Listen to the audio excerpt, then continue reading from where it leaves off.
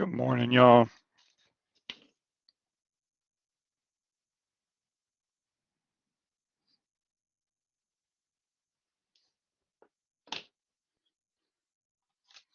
Good morning.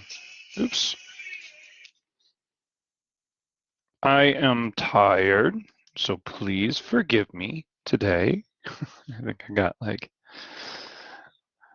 3 hours of sleep. It's okay. Daughter's finally feeling a little bit better, but I ended up taking her to the doctor yesterday and bought a nebulizer and got her albuterol, and now she's breathing better, but still a rough night.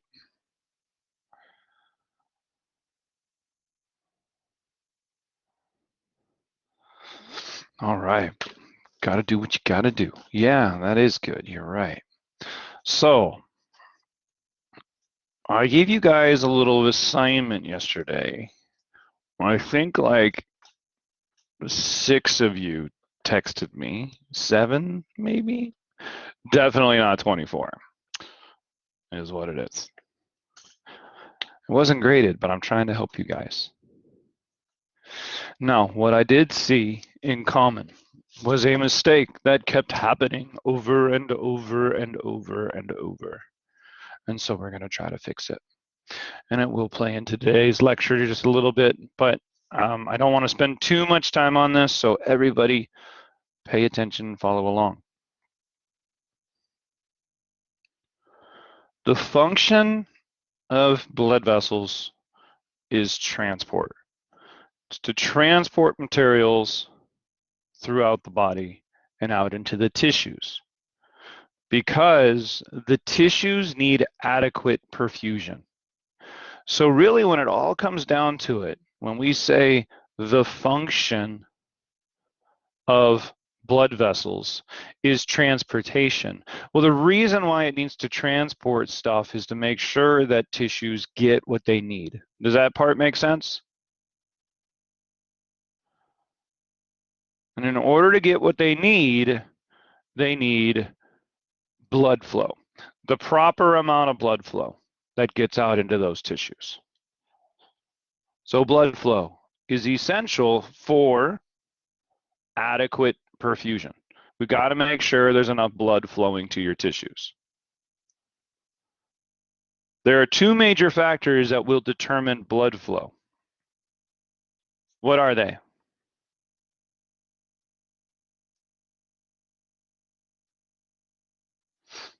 No, not pressure. So this is part of the problem. So come at me again with what the first one is, Heather. This is what we're trying to nip in the butt. So we're talking about blood flow right now. Contraction, constriction, dilation. That's going to be one of them. That's resistance. But I want to get back to the pressure one, because you guys were understanding the resistance. I love that. But for some reason, maybe I just passed over it too much. But we need to remember that this variable is delta P. This is not blood pressure. I think almost everybody that I ended up writing back last night and this morning made this mistake. This is not blood pressure. This is pressure gradient. This is the difference in pressures. The difference in pressures is just the difference in pressures. It's just the steepness of a slope. You don't need to think about it necessarily in real numbers. Is it partially determined by blood pressure? Sure it is. But what we said yesterday is that delta P is primarily determined, and we wrote this down where we said where delta P is proportional to cardiac output. We said cardiac output determines delta P. Do you guys remember that?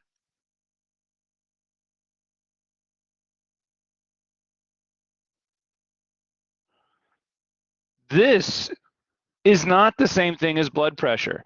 Blood pressure is going to have a lot more variables that are involved in determining blood pressure. Blood pressure is not just determined by your heart. The pressure gradient is primarily determined by your heart. Changes in the pressure gradient come about primarily from changes in cardiac output.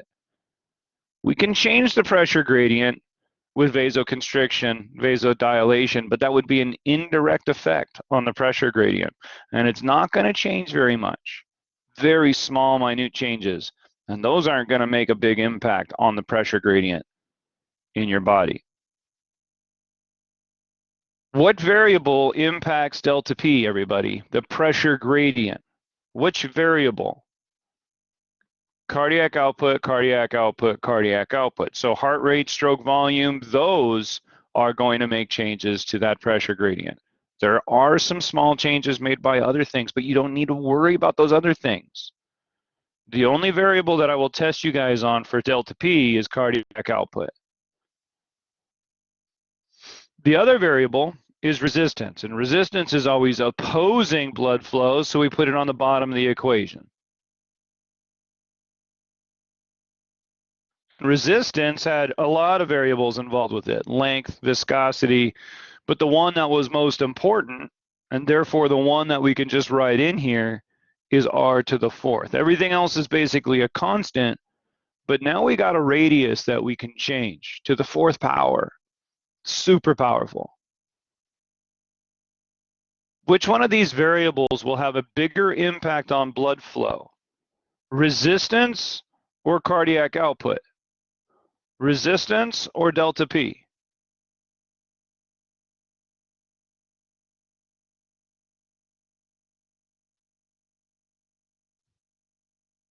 Why is this important? Because with the take-home question that I gave you guys yesterday, again, that not enough people answered, but it is what it is. I know you guys are busy and working your butts off. The take-home question said you're running away from Mr. Axeman. So what do we know when we're running away from Mr. Axeman? We know it's an emergency situation. And what's the first thing that we can go ahead and write? You can write CVCC. That's running away from Mr. Axeman. The cardiovascular control center is going to get triggered in the scenario.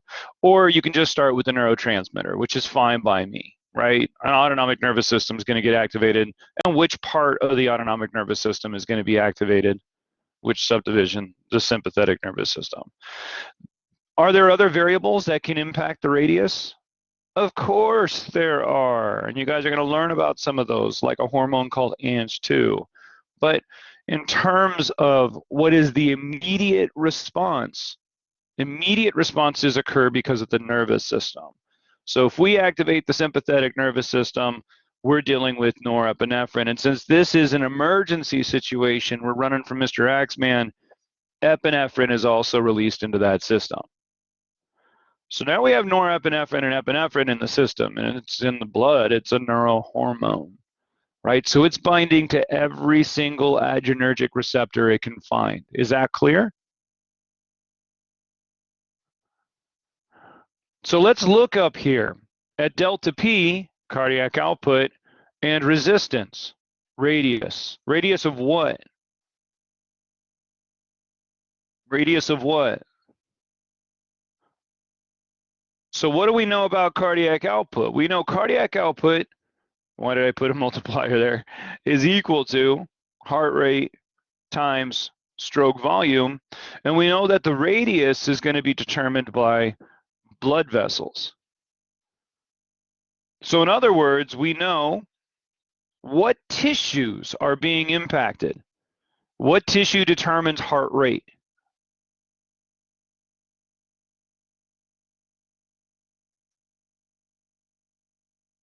Smooth does not determine heart rate, Tariq. Good try though, buddy. Okay, we got to remember the heart is definitely not smooth muscle. Schmooze muscle, as my professor used to say. It was Dutch again, in case you missed that the first time. So he always goes, schmooze muscle. One day I would go, you know you're saying schmooze? And he goes, no. And he left it at that. He was very blunt. Dutch people just want to do their science. This is cardiac tissue, of course. It's cardiac muscle. You knew that though. It's just morning, right, Tariq? It's just too early in the morning. This is autorhythmic cells, so it's cardiac tissue. And then stroke volume, contractile myocardial cells. And what do we know about receptors found on autorhythmic cells and found on the contractile myocardial cells for norepinephrine and epinephrine? What receptors are there? Oh, beta 1. So what we can say is that norepinephrine and epinephrine, we know they're going to go bind to beta 1 found on the AR. We know that they're going to go and bind to beta 1 found on the contractile myocardium. What about blood vessels? What's going to happen here? All blood vessels. So we got to be a little bit careful here. What about blood vessels to the digestive system?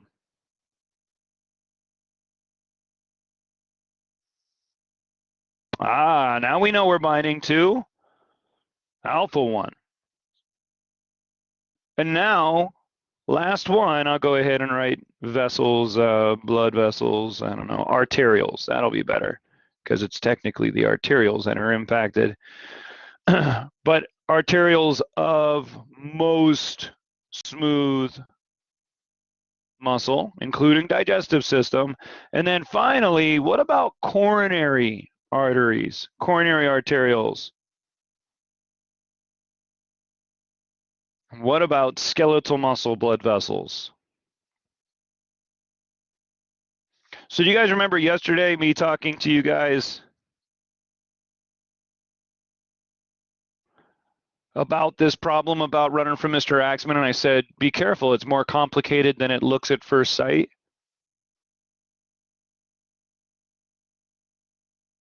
This is why it's more complicated than it looks at first sight. Not a single person was able to tell me this right off the bat, which is fine, right? That's why we do it, and that's why we go home and study it, and that's why you get feedback from your professor. So work with me on this. Do you guys see how I started with a neurotransmitter, and then I found what's the next step?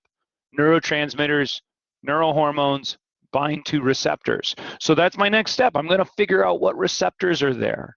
Do you see how he did that in an order, a very specific order? And it helps me lay it out in a way that I can manage? Yes, no, maybe so? I highly recommend that you guys start working on that part a little bit more. Don't just try to jump to the end of the story. Because how many people here said straight up, right, is that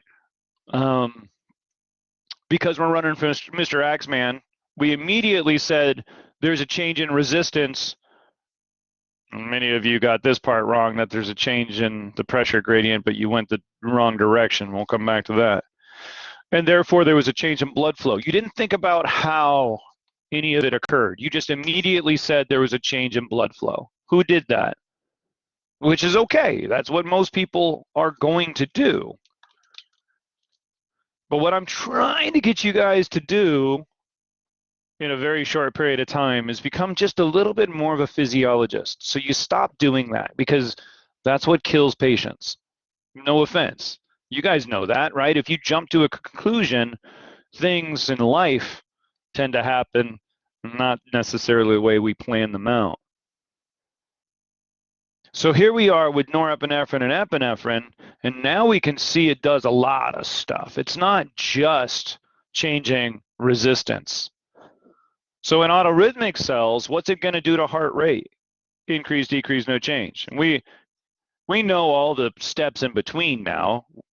So we know it's increasing heart rate because it's, binding to this beta-1 adrenergic receptor, which is a GPCR, which now is going to activate a G stimulatory protein, activates adenylate cyclase and hydrolyzes ATP into cyclic AMP. And then we got PKA, and lots of stuff happened to those funny channels and T-type. You guys know there's stuff in between here you're supposed to know for the exam.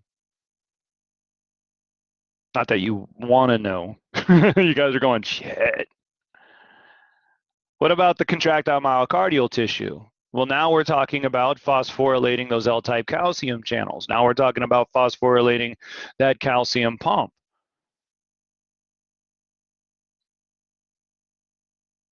So what's going to happen to cardiac output here? If I have an increase in heart rate and an increase in stroke volume, so this was the big problem that I had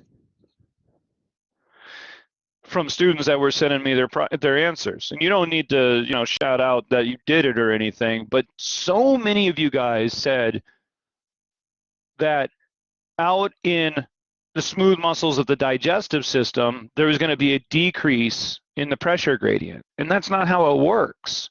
The pressure gradient is determined by cardiac output. The pressure gradient is not determined by resistance.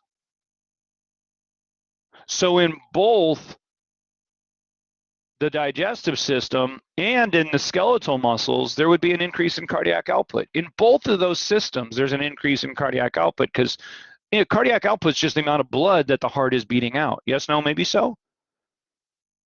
It's not blood pressure.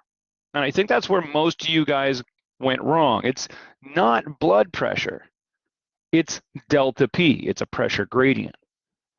Because now we come out here to the arterioles of the digestive system, and we know these things vasoconstrict. And if they vasoconstrict, you get a decrease in the radius, and if you get a decrease in the radius, then you get an increase in the resistance, and if you get an increase in the resistance, then you get a decrease in blood flow. So even though cardiac output went up, resistance also went up. This increase in cardiac output should technically cause an increase in blood flow. But why would there not be an increase in blood flow out to the tissues of the digestive system? Because which one is more powerful? The radius or the heart? Does that make sense to everybody now?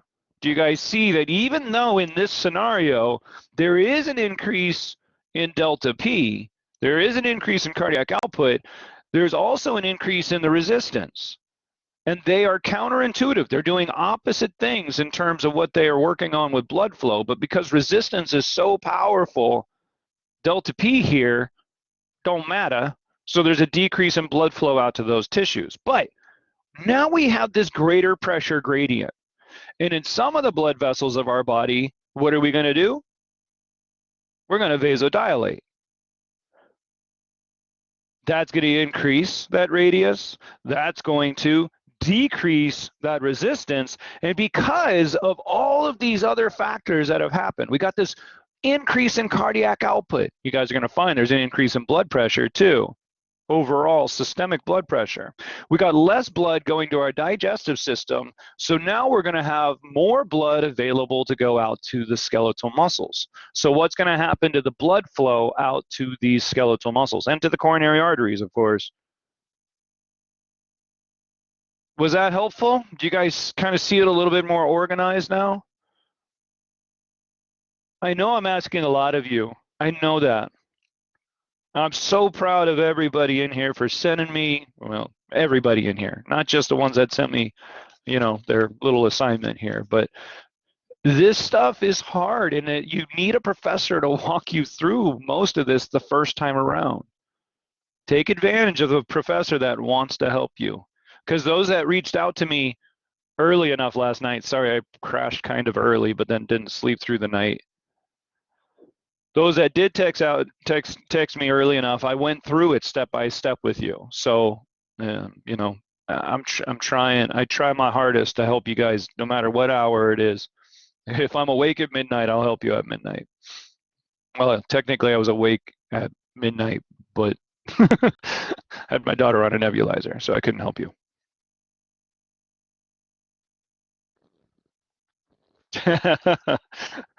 You're funny, Tariq.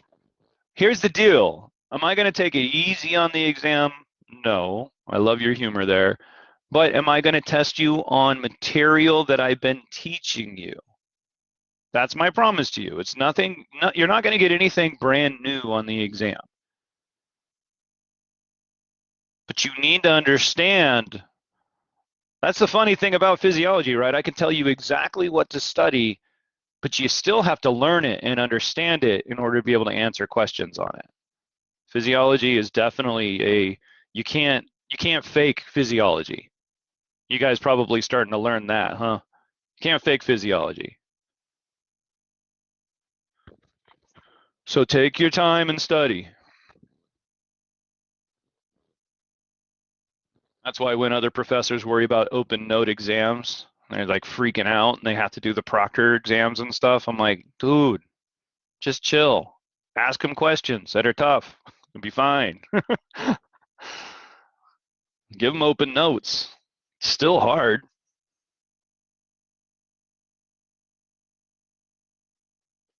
Okay. I hope that was a useful review. I would have reviewed blood flow anyways, but this now covers every aspect of blood flow. Blood flow is not blood pressure. Blood flow is blood flow. Blood flow is not blood pressure. Is that clear, everybody?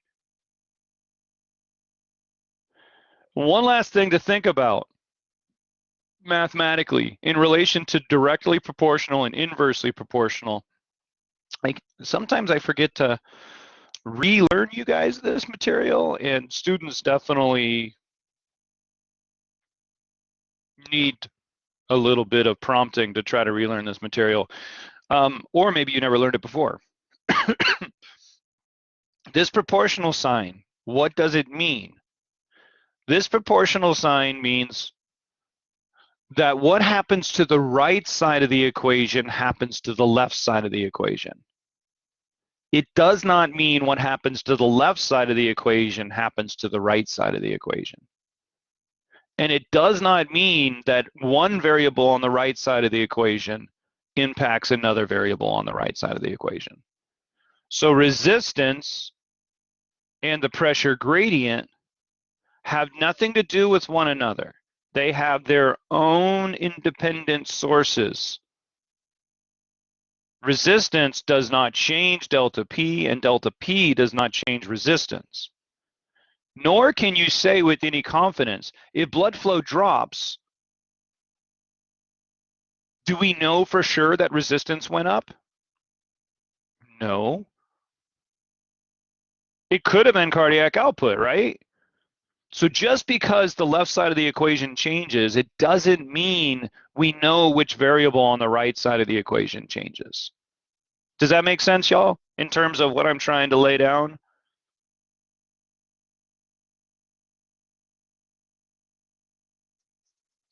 Now, that being said, if something on the right side of the equation changes, it will change the left side of the equation.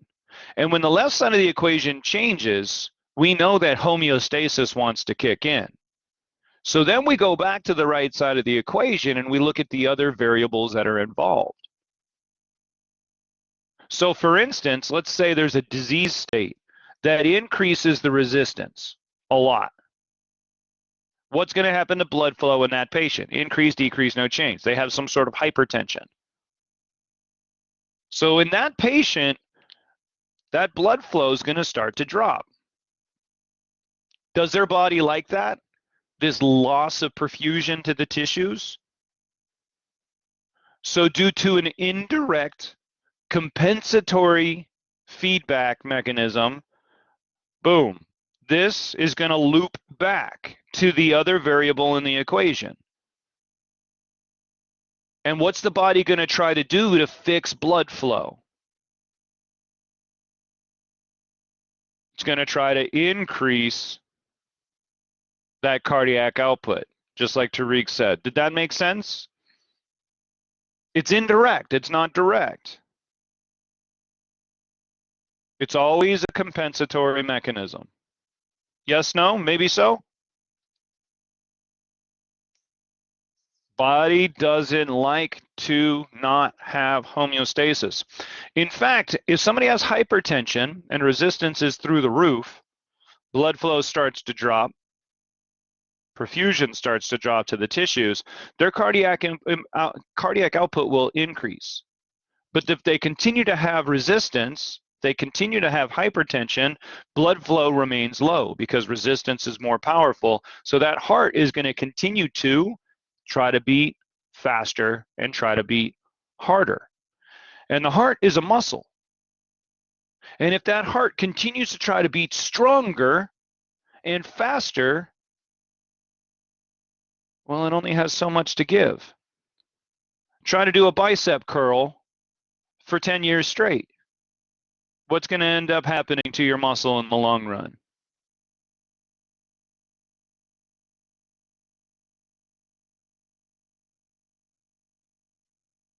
You guys can answer this. If you try to do a bicep, it's not going to get stronger. I said 10 years straight. 10 years straight. Never stop. You're not going to make it 10 minutes straight. Does that make sense? You're not wrong, Ashley. Tariq, that muscle is actually going to get bigger. So during heart failure, muscles start to grow in the heart. But that's not a good thing in heart failure. This is a different type of hypertrophy. This is typically a diastolic hypertrophy or a systolic hypertrophy, but they're not good. You don't want hypertrophy during heart failure. In fact, so the worst patient I ever worked with, you guys remember those ejection fraction numbers? Like normal's around 50, 55%. I mean, heart failure is less than 35%. The worst patient I ever worked with, he had a cardiac output of, or an ejection fraction of 18%.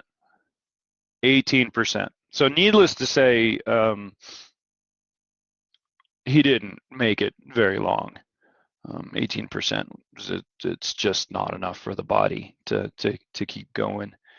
I got his heart to study, and his heart was so hypertrophied. It was over 6 times the size of a normal heart.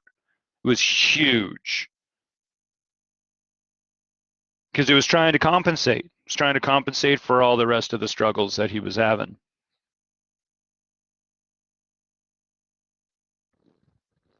Yeah, you got it. Heart failure. Yeah. Like huge people, like Andre the Giant, who had, growth hormone, acromegaly,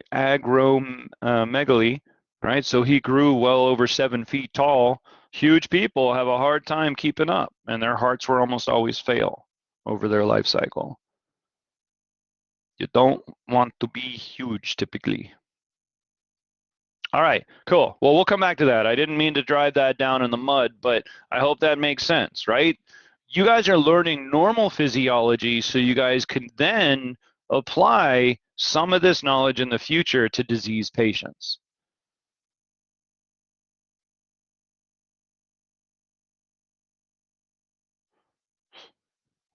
So for instance, we actually know that there are other variables that impact resistance, like the length of a blood vessel. So now if you have an obese patient, now we're talking about an increase in the length of all the blood vessels in their body because they have more adipose tissue. So resistance goes up in that patient, and it's chronic. So what's their heart going to have to do to push more blood out to the rest of their body? The heart's got to work harder. Does that make sense in terms of my negative feedback loop? Resistance went up, blood flow out to the body starts to drop, their heart's got to work harder. So what's one of the number one things that happens in a obese patient? Well, long term, it can cause heart failure. Very high propensity for heart failure. Everybody understand? Everybody understand what I'm trying to lay down for them? Just a guideline to your future. Not trying to teach you about pathos. I'm just trying to get you guys to understand normal physiology by talking about pathos. All right. 9:30. We need to talk about blood pressure. In order to talk about blood pressure, we need to quickly remind ourselves, I don't know, learn, because I haven't gone through this yet. We'll go through blood vessels when we make it to lab today. But we need to understand the different blood vessels of the body just one more time, just quick. And I did a flow chart of this yesterday, is that we have arteries that branch and branch and branch. And as they branch, they're going to start with an elastic artery, which is the aorta. It's huge, right? It runs all the way down to your pelvic region. And that aorta is going to branch. It branches up here, branches up here, branches up here, branches down throughout the thoracic and abdominal arteries. And as it branches, it becomes a muscular artery. And these are your named arteries. They're just big muscular arteries that are going to, feed all the way down through your arm, into your forearm, so forth, so on. But as it makes it into your arm, it's going to branch even more. And so we're going to have smaller arteries, but then that's going to branch even more. And as we start to get out towards those tissues where we find the capillary beds, that's where it starts to get really, really small. And as it gets really, really small, it starts to get surrounded with smooth muscle, these circular bands of smooth muscle. These blood vessels are called arterioles. What's so important with me reminding you guys about the circular bands of smooth muscles around arterioles? What do we know about vasoconstriction and vasodilation? Is that it requires muscular help for that function. Yes, no, maybe so? So if I have circular bands of smooth muscle that surround a blood vessel, what do we know about that blood vessel? We know that it will vasoconstrict and vasodilate. So what receptors do we know are found here? For the sympathetic nervous system, we know there is alpha 1, beta 2. Does that make sense? That's where the alpha 1 adrenergic receptors and the beta 2 adrenergic receptors are found. They're primarily found on the arterioles, primarily being the key word, but for the purpose of this class, that's good enough for y'all. And what's so important about the arterioles being where we change resistance is because that now determines blood flow out to the capillary beds, because it's a arrow that goes this direction. Of course, there is also blood vessels around the inferior and superior vena cava, but those ones are longitudinal, not circular. So when they shorten, more blood goes back to the heart, and more blood in, more blood out. But blood flows through the body in a direction from the left side of the heart towards the right side of the heart. And what do we know about everything in the universe around us? Is that it's always trying to go from, I love this. I love this basic concept. It's a great foundation. So if I'm going to get blood from the left side of the heart and I want to get it all the way around to the right side of the heart, what do we know about the pressure? Where is it highest? On the left side of the heart. And where is it going to be lowest? On the right side of the heart. And if you think about my analogy of a river, rivers go downhill from high to low.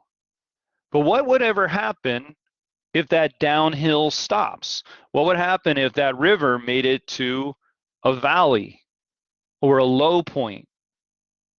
Right? What's going to happen? We create a lake. It's going to not just slow down, but we're going to create a lake. Does that make sense? If it reaches a cradle, do you ever want that in your body? Do you ever want lakes? No, you don't want lakes of blood. So what did you guys just learn about the pressure gradient?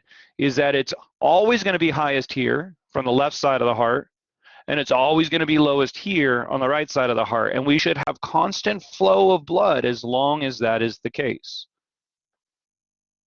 So in order to do this, in order to always have a constant flow of blood, here's kind of a picture of it. You know, here's this flow, constant flow, even though this is pressure. So in order to have a constant flow of blood, we need to have a constant pressure. And the pressure is always going to be highest from the left side of the heart and always going to be lowest on the right side of the heart, and it's going to continue to go down throughout this entire system. So what creates well, actually, what is pressure? What is blood pressure? Well, blood pressure is not, no, that's pressure gradient. See, I never have even thought students had trouble with this in the past, so it's kind of bizarre.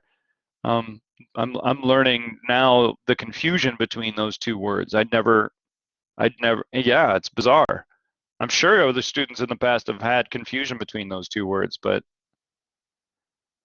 you could hear my how do I fix this voice?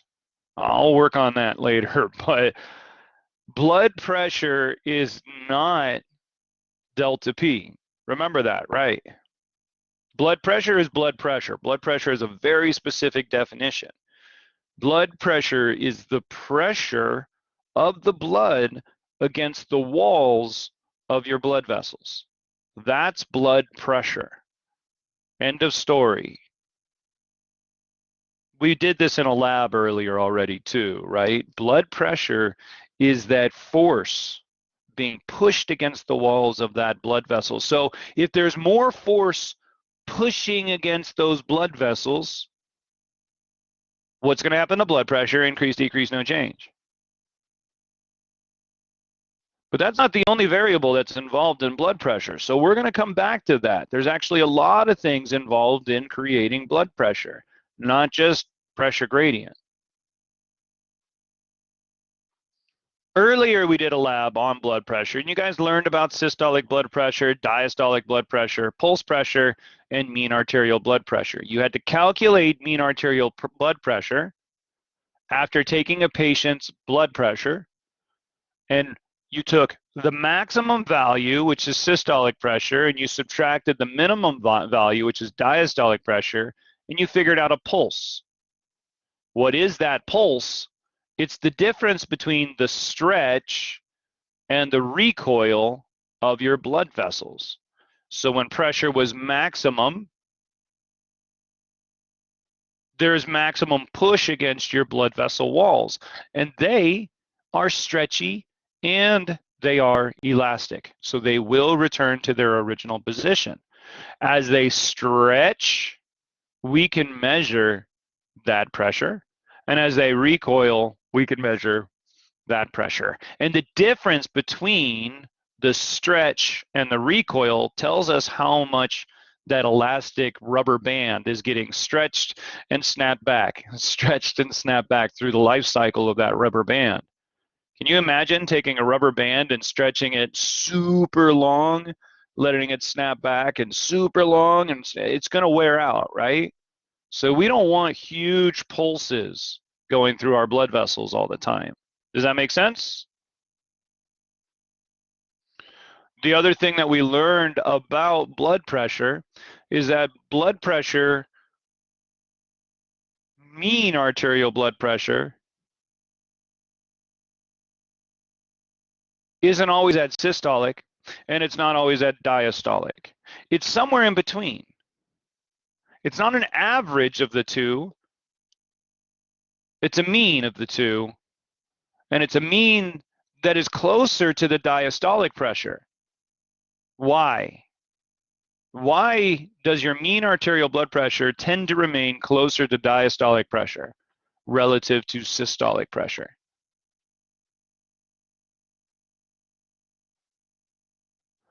Perfect. Because the heart is relaxing way more than it's contracting. Is that clear to everybody? All right. That's all review stuff. That's all review stuff. Love it. Now, there's also an equation over here on the right, and we're going to deal with this in just a second. The reason why it's on this slide is because you guys have learned the equation, the mathematical equation, earlier in the semester. The only time I'm going to make you do math is on a lab practical. Have I made that clear to everybody? Math is on lab practicals. Lecture, you need to understand the physiology. What you guys are about ready to learn is that mean arterial blood pressure, sure, it's equal to diastolic pressure plus 1/3 of the pulse pressure. Sure, that's what it's equal to. But what determines mean arterial blood pressure?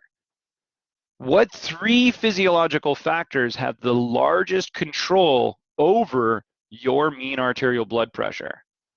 And the answer to that is cardiac output, total body resistance, it's called a peripheral resistance, and the amount of blood or blood volume that's out in your blood vessels. This is an equation that's going to be just as important to you as cardiac output equals heart rate times stroke volume. So this equation right here, you must know, you must know, you must know. It's an absolute must know.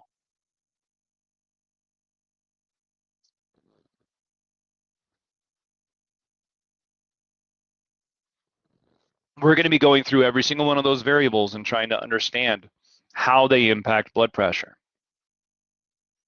But before we do that, I want to remind you guys about perfusion. We need to recall that blood flow out to tissues is essential for those tissues to get perfused. You guys remember this word, perfusion?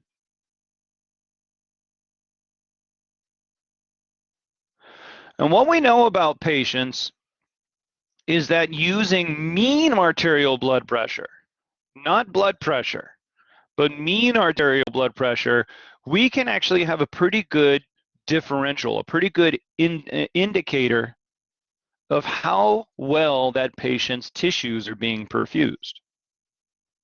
So based on their mean arterial blood pressure, you can see that's not the same thing as blood pressure, although we end up using it synonymously. The mean arterial blood pressure is going to be determined by cardiac output. There's your delta P. But there's other variables that impact that mean arterial blood pressure as well, like resistance and blood volume. And taking all of those variables into account, we're going to be able to determine whether or not the patient has adequate perfusion or inadequate perfusion. So this is why we worry so much about our patients making sure that we know what their mean arterial blood pressure is. So when you take a patient's blood pressure, the doctor actually doesn't tend to care that much about the blood pressure.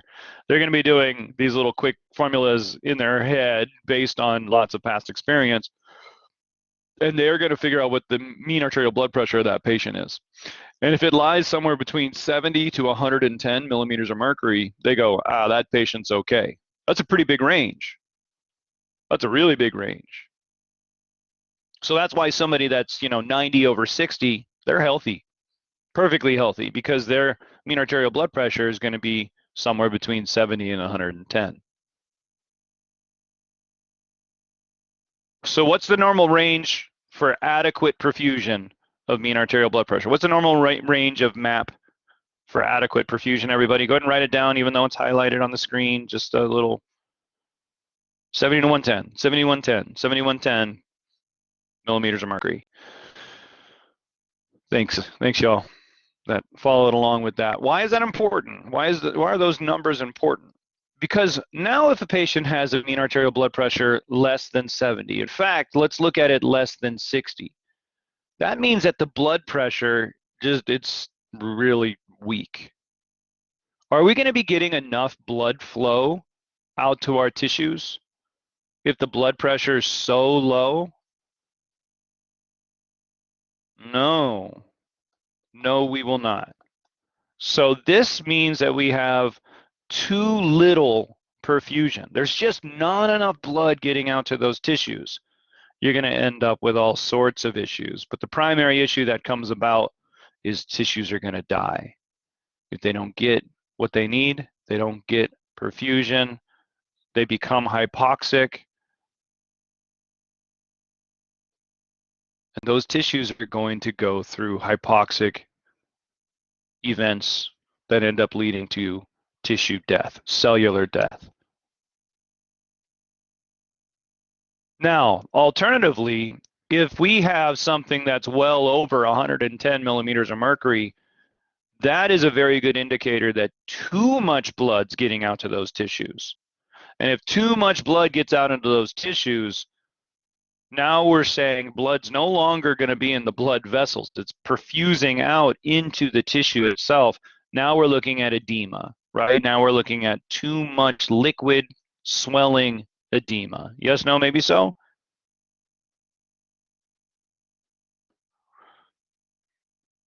So the point of this is I hope you guys see that there's a range, there's a min, there's a max, and I'm talking about some horrible things that might happen if you're below the normal range or above the normal range. That sure sounds like homeostasis to me.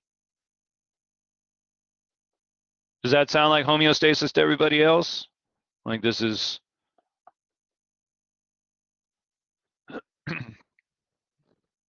when it comes down to it, the body cares about really two major variables up and beyond almost anything else. Mean arterial blood pressure and blood pH. I've said this a few times this semester. I'm going to say it again. Homeostasis for mean arterial blood pressure is crazy important. If mean arterial blood pressure is too low, the body will definitely try to fix it. And if mean arterial blood pressure continues to stay too low, the body will kill you to fix it. That's the crazy thing about negative feedback. We need negative feedback in order to live, but when things go wonky and you're in a disease state, it's not the disease that kills you. It's the negative feedback loop that kills you. Welcome to medicine. It's crazy to think about, but diseases seldom kill you. It's always the compensatory mechanisms that your body is trying to make in order to fix that disease problem. That's going to create side effects that kill you. MAP and blood pH, Melissa. So acidity of your blood pH. And we'll get there later in the semester. All right, so now let's start thinking about these variables. And I could go here to the next slide, but now's the time for chalk talk.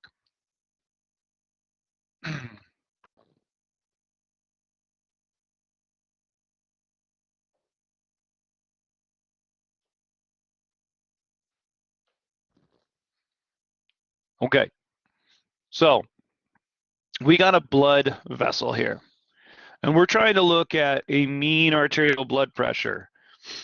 We know that on one side of our blood vessel, somewhere upstream, there's a heart, and somewhere downstream, we have a capillary bed.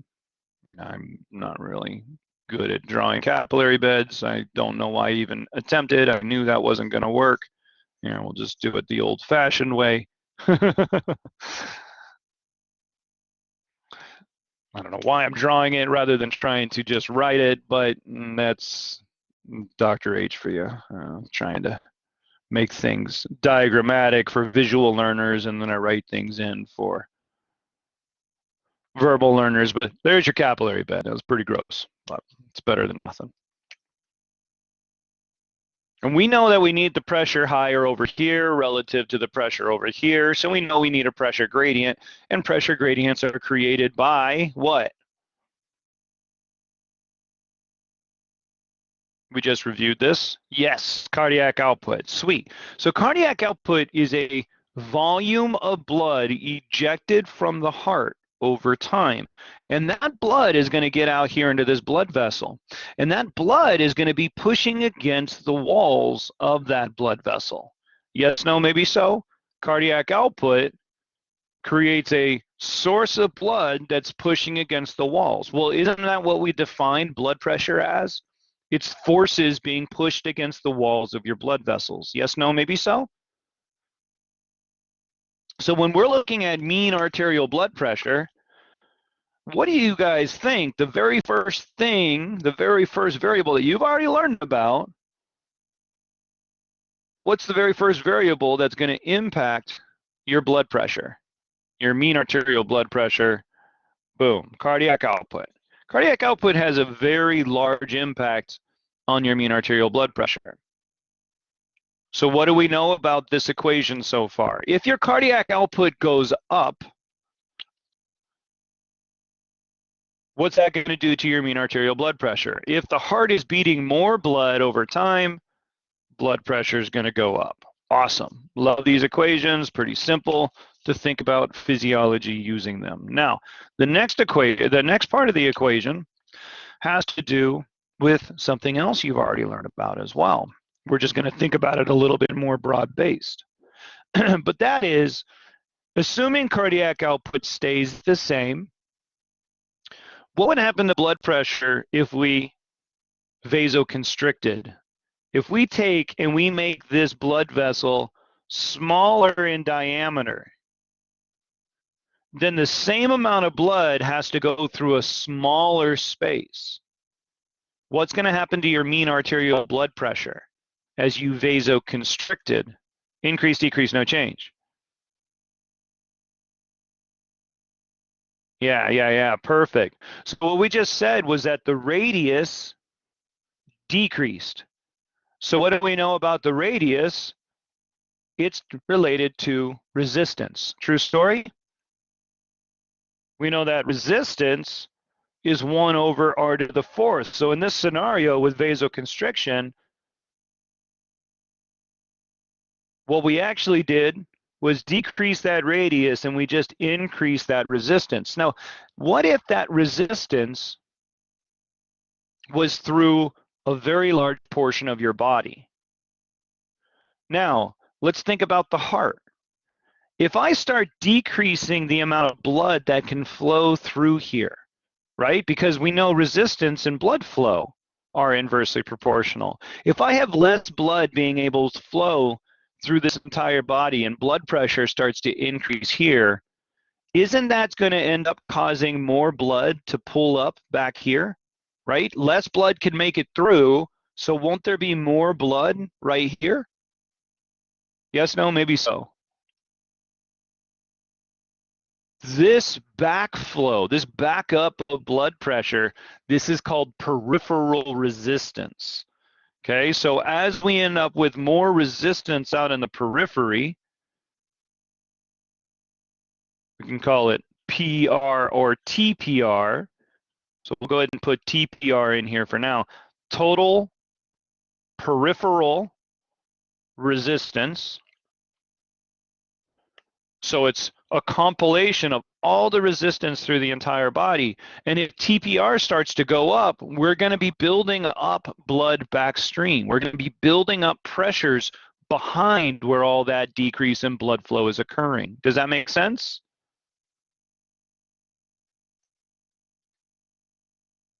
And if TPR goes up, that's what we just said, blood flow decreases to those tissues and blood starts to build up out here, blood pressure goes up with it. So they are directly proportional with one another. Yes, no, maybe so? Now here's the deal. When it comes to mean arterial blood pressure, cardiac output is just as important as resistance. So that's why we just use them as multipliers. Now, small changes in resistance can have a very large change in your blood pressure. But when it comes down to which one's more powerful, we're going to be looking at these things as being relatively equal.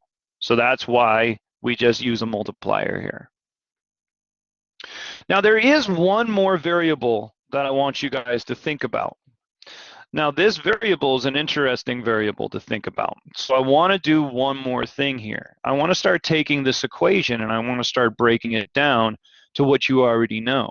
So what do we already know about cardiac output? Cardiac output is equal to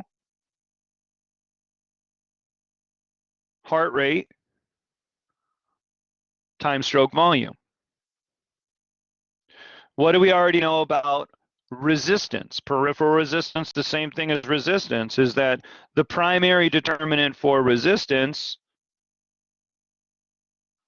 is r to the fourth. Now, are there other variables that impact resistance? Of course there is, right? What other variables do we have? We have length and we have viscosity.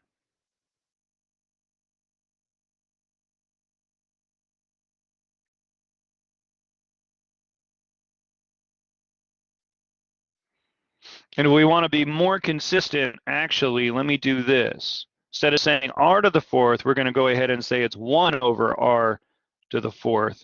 And that makes sure that we understand that it's inversely proportional to resistance. So what's going to happen to your mean arterial blood pressure if heart rate goes up? Using this idea, using this flow chart, what would happen to your mean arterial blood pressure if heart rate goes up? And if we want to write that as a flow chart, we'd say there's an increase in heart rate, therefore there's an increase in cardiac output, therefore there's an increase in mean arterial blood pressure. Do you guys see how this flow chart would help you walk through step by step? We don't want to jump to conclusions. We can't just say heart rate MAP. We have to go back and think about each step of the pathway. Because just because heart rate goes up, what if stroke volume dropped at the same time? Then cardiac output wouldn't change and mean arterial pressure wouldn't change. Does that make sense? Perfect, Heather. Balances right out. So we want to make sure we understand that. Now, what do we know about heart rate? It's determined by autorhythmic cells, and you guys know everything there is to know about autorhythmic cells. What do we know about stroke volume? It's determined by the force of contraction and calcium in contractile myocardial tissue. Yes, no, maybe so? So there's a lot here I'm skipping in this flowchart that you've learned. What do we know about radius? Radius is determined either by vasoconstriction or vasodilation. True story? Vasoconstriction, the radius would decrease. So what we can do is we can go in here and say negative sign, right? Vasoconstriction is going to decrease that radius, while vasodilation, positive sign, is going to increase that radius. And we can start thinking about that impact on TPR. Vasoconstriction, well, again, you guys now are more aware of receptors that are involved here. And for the sympathetic nervous system, for instance, now we're dealing with alpha-1 adrenergic receptors for vasoconstriction. True story? And we're working with beta-2 for vasodilation. So if you guys are writing your own flowchart, you can start to list the variables that impact vasoconstriction and vasodilation. But did we also start to learn about some hormones yesterday that impact vasoconstriction and vasodilation? As of yesterday, we just started listing those hormones, but yeah is the answer. Okay, there are also intrinsic variables that could impact TPR. There are intrinsic controls of vasoconstriction and vasodilation as well. So the list here is pretty long. It's not just sympathetic nervous system, although on a daily basis, the one that has the largest impact, if you're, start running up your stairs real quick, you need to get a greater blood pressure out to your tissues. And the one that we can control the fastest is the sympathetic nervous system. Length, viscosity, those don't change very rapidly. Those should be relatively constant in your patient.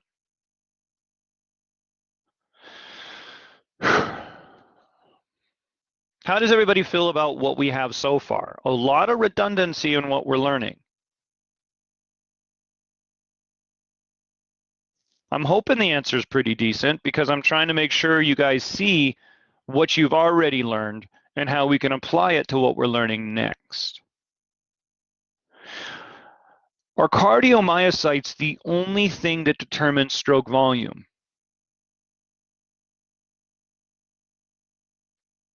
What else helped us with stroke volume? Not heart rate. Heart rate is independent of stroke volume. Good. Andy, that's exactly right. It had to do with blood. You guys remember that word venous return or preload, if that's how you learned it? Right? So what other variable impacts stroke volume is venous return?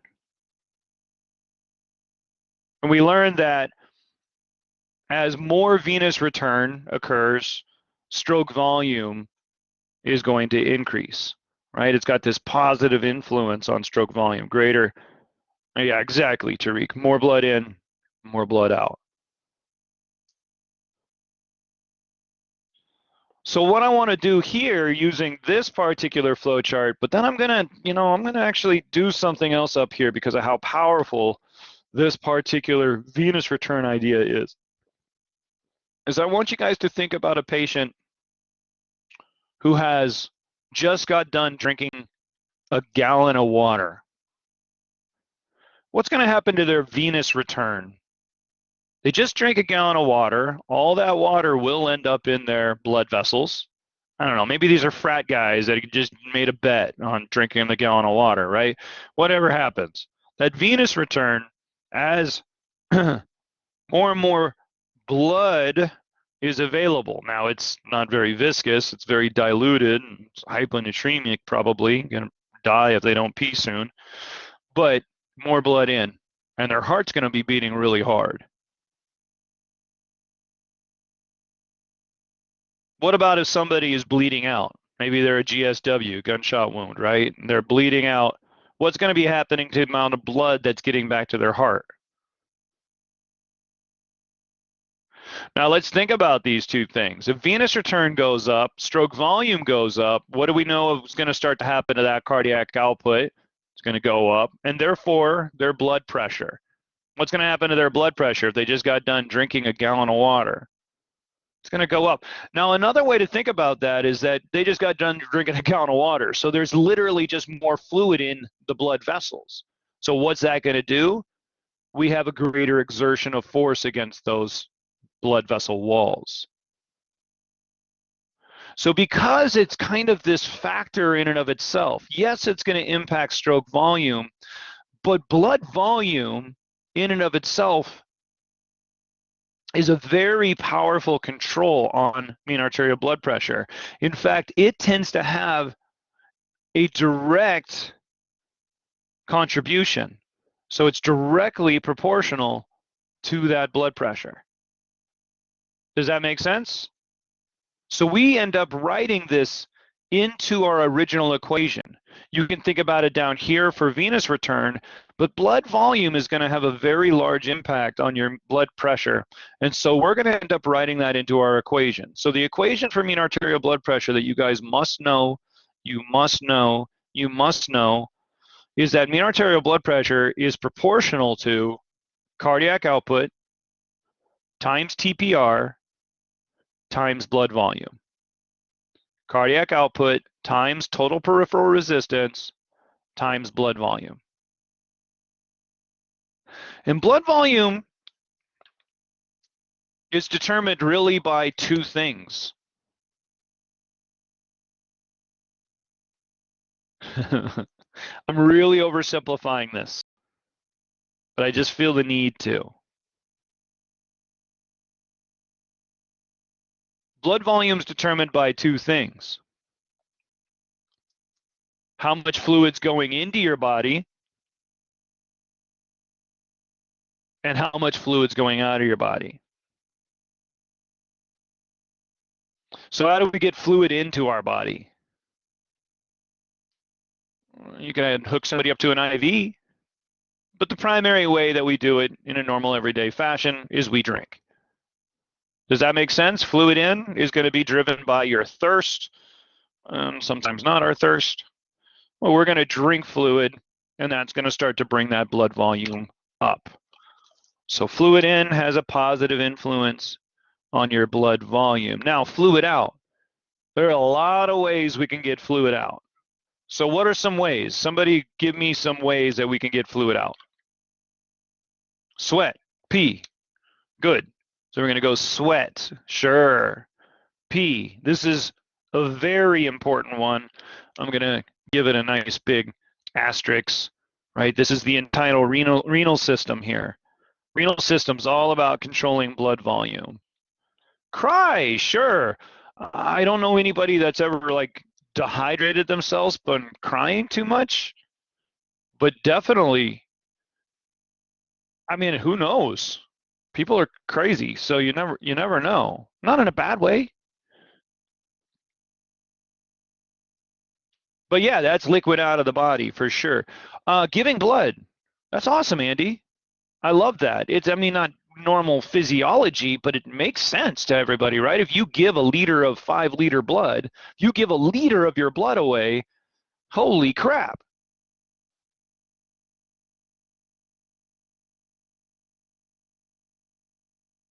What about spitting? I know it doesn't seem like much, but your mouth actually is producing about 1.5 liters of saliva every day. And so if you better believe it, there are kids that get into this habit of spitting and they'll spit out 1 liter of material. You got tobacco chewers that are spitting out massive quantities of tobacco.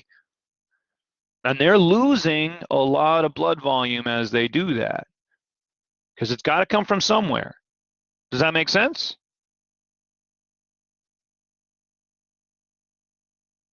So there are some other little bit less, normal things. But what about feces? I know this doesn't make a lot of sense yet, but as you're digesting food, you're going to be dropping about 9 liters of fluid into your digestive system, from saliva to hydrochloric acid to just a sodium bicarb mucus mixture. 9 liters of material basically going into your digestive system. Do you poop out 9 liters of material? If you do, see a doctor. So I love making jokes about that, because no, that fluid is going to have to get reabsorbed through the digestive system. But what if somebody isn't reabsorbing that fluid very well? What if somebody has diarrhea? Massive fluid out. We're losing a huge quantity of our fluid, and where's that coming from? It's coming from our blood. So what's going to start happening to the blood pressure in a patient with diarrhea? It's dropping like crazy. And we got to think about that. That's the reason those patients can die.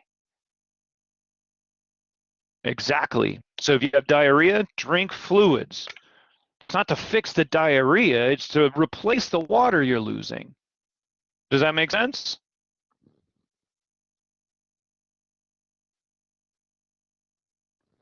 All right. There are other variables here. You guys can think about them. What if somebody starts vomiting, right? They're losing fluid. So there's lots of things that can happen over here. But the two major ones are sweat and pee. And pee is the major one that our body gets rid of fluid on a daily. Hopefully on a multiple times daily. Cool. You guys are kicking some butt. I know mucus, absolutely. So much mucus. Your body is producing so much mucus. But I know there's a lot going on here. But ultimately, everything we're about ready to go through leads back to what we just wrote down. With cardiac output, autorhythmic cells, contractile myocardium, and some venous return. So if we change cardiac output, then we change blood pressure. TPR, vasoconstriction, vasodilation. Lots of factors that can cause vasoconstriction, lots of factors that can cause vasodilation. Blood volume, fluid in, fluid out. Let me write something down here just to make sure you guys think about fluid in. We don't always just drink. Sometimes we need a little bit of push from our brain. This is what thirst is. So what do you think is going to start happening to your thirst levels if blood pressure drops? And this is exactly, well, this is the number one reason why you become thirsty, is if your blood pressure starts to drop just a little bit. It doesn't have to be dehydration, Heather.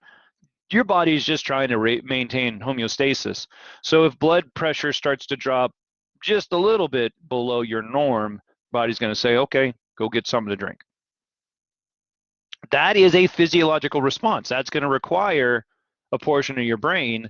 And where is the thirst center of your brain? Does anybody remember, or from A&P1, or was anybody taught? Lovely, good job. This is the hypothalamus. So good, so good. The thirst center of the brain is the hypothalamus. So we're going to be going back into the hypothalamus, because if we're going to become thirsty, what's going to end up happening is we're going to throw some either osmolarity at the hypothalamus. We start changing the party. Where does water want to be, everybody? Party!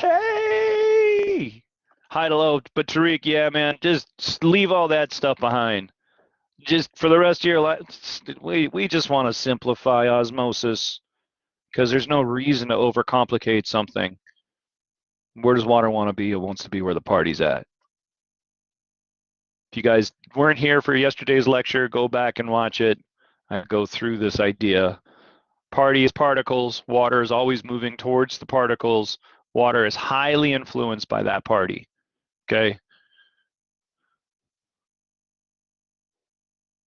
If it sees that sodium walking into that door where there's like a raging kegger going on, it's got to go. It doesn't have a choice. Jello shots, got to do them. Speaking of Jello shots, what if you put vodka in with gummy bears? Sure, the gummy bears are going to end up getting a little bit melty, but what do we know about vodka and gummy bears? Well, vodka is a fluid. Gummy bears party. It's a diuretic. Yeah, sure.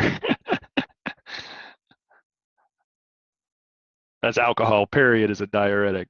What I'm trying to get you guys to, maybe you guys haven't done this before. Nobody ever done vodka gummy bears? Vodka gummy worms? That alcohol goes right into those gummy bears. Why does the alcohol go into that gummy bears? Because fluid, party. Okay, if we got something with more particles, all that liquid wants to go there. That's why you can make oatmeal. I mean, everything in the world around us uses the same idea. Throw some heat into it, and that increases the entropy, therefore more chaos, and that water can enter even easier. So, boom. Party. Okay, whatever. Physiology can be fun too. Quick. What does mean arterial blood pressure? What is mean arterial blood pressure? I know, seriously. What is mean arterial blood pressure proportional to? What's the equation you guys all need to know about mean arterial blood pressure?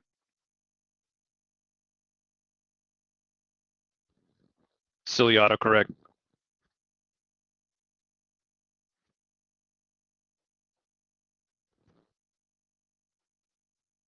I hope those that aren't writing it down are saying it out loud. You must know this. You must know this. You must know this for the rest of the semester. This is going to come into play, especially when we get to the renal system, which is near the end of the semester. And if you guys think cardiovascular system is tough, just wait for the renal system. There's a reason why we leave it for last. The renal system depends on your mean arterial blood pressure for its function. Pretty big deal. What do we know mean arterial blood pressure is equal to? We know that it's equal to cardiac output times total peripheral resistance, which is resistance through the entire body, so both the arterioles and your veins. And what other variable has a huge impact on blood pressure? It's blood volume. Fluid in, fluid out. So, flow charts going to be a big part, or already have been a big part, but are becoming even more of a big part of how you're going to be learning these very complex ideas. So what I want you guys to be doing with these flow charts is I want you to look at the first variable, and I want you to predict what's going to happen to the last variable. So if I have an increase in blood volume,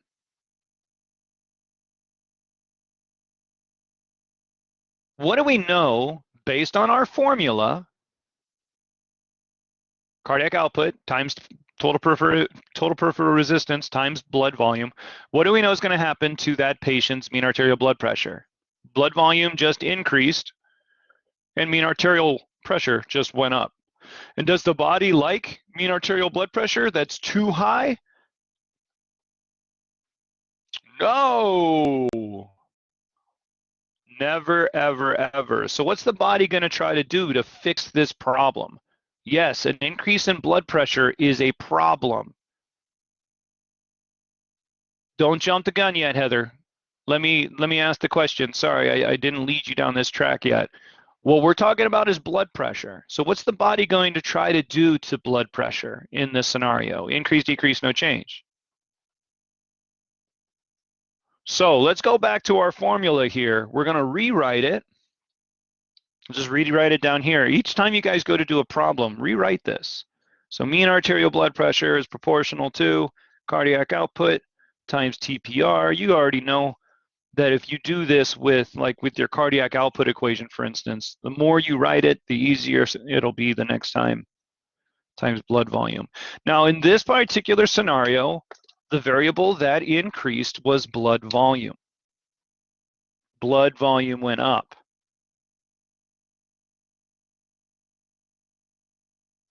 And therefore, mean arterial blood pressure went up. True story? So we're going to go,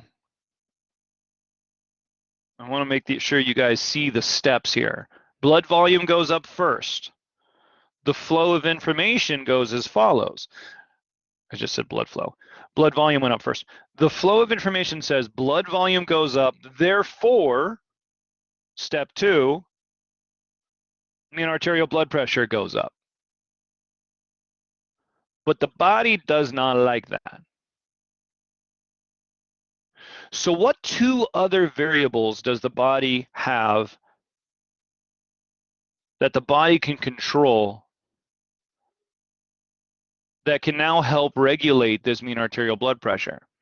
Blood volume just went up. Can I immediately bring blood volume back out again? Just because you drink a gallon of water, do you just start peeing that gallon of water out like as you're drinking it? Right? It takes time to regulate blood volume. I know, Andy, right? Can you imagine some? Sorry, I literally had that image of somebody drinking and peeing. It's kind of bizarre. Right? It takes time to impact blood volume. This is not a fast fix. So your body has 2 different ways to fix things. One's called acute, which means fast, and the other one's called chronic, which means slow. So we have fast fixers and we got chronic. We got fast fixers and we got slow fixers. Okay, something that's going to occur immediately is acute, and I'm talking milliseconds. What do we have in our body that can fix things within milliseconds? 200 milliseconds, 500 milliseconds. Yes, Heather, so good. Does that make sense to everybody that it's got to be the nervous system? I mean, we got electrical signals that are traveling, 1/5 of the speed of a speeding bullet. They're going crazy fast. So acute is always going to be the nervous system. Chronic, slow, not nervous system. But what's the other way your body can communicate? We can either communicate with the nervous system or we can communicate via hormones. So now we're talking endocrine. By the way, other acute, it's not just nervous system, it could also be local, because local factors are going to be acute as well. I hope that makes sense. Just those local myogenic responses and stuff like that. Right? So if we want to fix something chronically, it's going to be primarily regulated by the endocrine system. So if I'm going to fix blood volume and it's not acute, what did you just learn is going to be the primary control of your blood volume? Endocrine. Does that make sense? Do you guys see the logic, the link there? But if I want to get a real fast change of this, what two variables can I change? I know you guys already wrote this up above, but let's do this again. I want to change this acutely. I want to do this really, really fast. I'm going to be able to change both cardiac output and TPR. And that's going to occur at the same time because it's being acted on by the nervous system. And what am I going to do to cardiac output and TPR to try to bring MAP to normal? Increase, decrease, no change. So the body is going to start to drop that cardiac output. It's going to start to drop that TPR. Does that make sense? And hopefully what that does is it balances the mean arterial blood pressure back to normal, back to homeostasis. Yes, no, maybe so? What two variables? Yep, talk to me, Heather. What's up?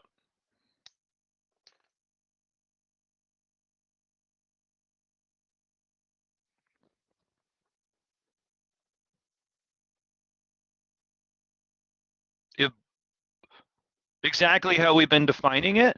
So blood volume goes up, there's more pressure against the walls. So we need to start putting less pressure against all of that blood volume.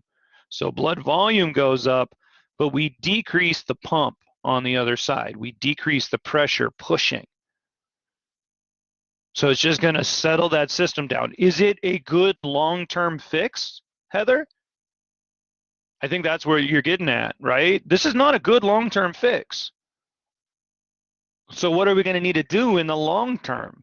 This is a short-term acute fix. Anyways, we'll come back to that. I don't know if we're going to go that way, but yeah, we'll get there. Awkward. So it's funny sometimes. I've definitely said things in class before, made me laugh at myself. So I want you guys to go back to this big flow chart up above, right? If I'm going to decrease cardiac output, blood volume just went up, blood pressure just went up, and the body needs to decrease cardiac output. How's it going to do that? How? But how? Well, what two variables impact heart rate, y'all? Or sorry, impact cardiac output. I love when I give away the answers to this. You got it, right? So if I'm going to decrease cardiac output, what I need to do is decrease heart rate, and what I need to do is decrease stroke volume. Which nervous system is going to help us with this function? I mean, technically, you're not wrong. Sympathetic is going to help, but do we want to activate the sympathetic, or do we want to inhibit the sympathetic?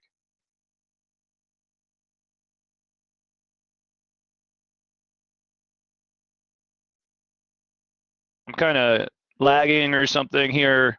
You guys know the answer to this, right? If we want to drop the heart rate, if we want to drop stroke volume, we don't want to activate the sympathetic nervous system, so we're going to inhibit that sympathetic nervous system. And we want to also, at the same time, activate the parasympathetic nervous system. True story? Well, we got something good going on here, because if we inhibit the sympathetic nervous system, then we drop heart rate, we drop that stroke volume, we activate parasympathetic nervous system, we're acting on muscarinic receptors, but that only acts on heart rate. Sympathetic works on heart rate and on stroke volume, but the sympathetic nervous system, doesn't it also act on your blood vessels? Yes, no, maybe so? Yeah, sure it does. So if I inhibit the sympathetic nervous system, what's going to happen to that patient's total peripheral resistance? Yeah, it's going to decrease because what just happened to the radius? If we increase that radius, as let's go ahead and write in, we inhibit the sympathetic nervous system, therefore, most of the blood vessels in the body are going to vasodilate. Therefore, the radius just increased, and therefore the resistance just decreases. Isn't that what we wanted to find? A decrease in total peripheral resistance? And that's occurring because we inhibit that sympathetic nervous system immediately. Beautiful. Now, long term, what are we going to want to do? Are we going to want to be more thirsty, or we want to be less thirsty, for instance? Yeah, we just drank a gallon of water. We're not going to be thirsty anymore. But long term, what organ can help us get rid of all of this extra blood volume? By the way, if you drink too much liquid, your blood volume increases too much, you will just immediately start to sweat. But we're not going to be talking about the integumentary system here. What system over the long term is going to help us fix this problem? Yeah, you got it. This is all about the urinary system and your kidneys. Okay, so blood volume is going to be regulated by your kidneys. And so step 4, right, because we are, I guess, step 5, because right now we had step 1, we drank something. Step 2, blood pressure went up. Step 3, immediate, acutely, cardiac output drops, TPR drops to try to help fix the problem. It might not fix the problem completely, but it sure is going to try. Now, long term, what are our kidneys going to need to do? The kidneys are going to need to pee more or pee less.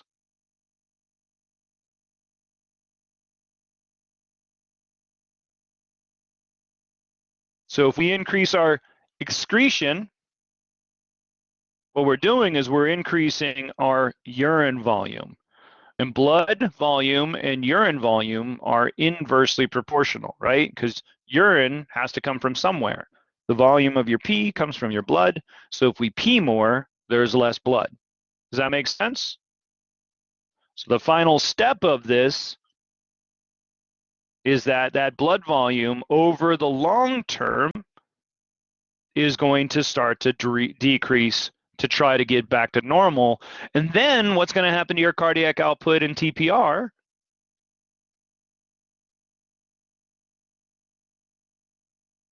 Once we return blood volume to normal, then we can get rid of that autonomic nervous system response. Does that make sense? We just get rid of that parasympathetic and inhibition of the sympathetic and try to get everything back to normal. So it's quite a crazy, long, step-by-step process, but it's pretty darn cool. Kidneys are chronic. Now, what you're going to find out is that there's also an endocrine function on blood vessel diameter. Because you guys remember that up here? Vasoconstriction, vasodilation, right? If we're looking at a chronic effect, we're looking at hormones. Were there some hormones that we started to talk about that cause vasoconstriction? ANG2, ADH, aldosterone. Does that make sense? And then vasodilation, that was that new one called ANP, atrial natriuretic peptide, which makes you pee more sodium. And where does water want to be? Where the party's at. So if I want to increase my excretion, which of these hormones is going to help with that function? If I want to pee more, do I want ADH? Do I want ANG2? Do I want aldosterone? Do I want to retain more sodium?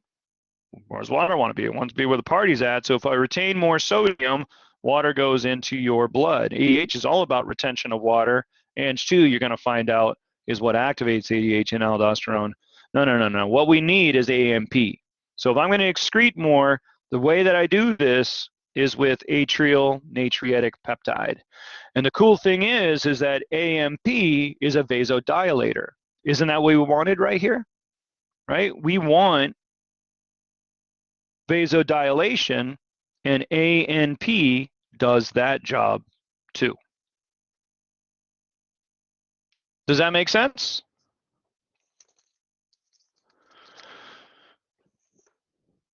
You guys with me? It takes work. I know it does, and I know it sounds a lot easier when the professor does every step for you. That's normal. You just got to go home and practice this.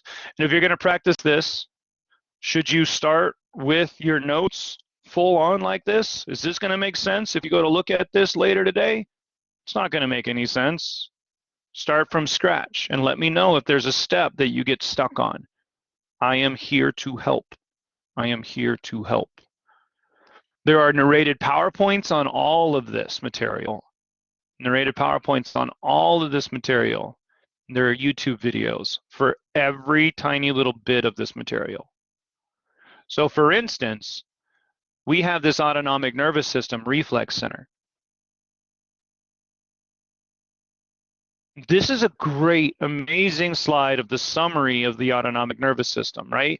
Green, if it goes to a blood vessel, what do we know these green lines must be if it goes to a blood vessel?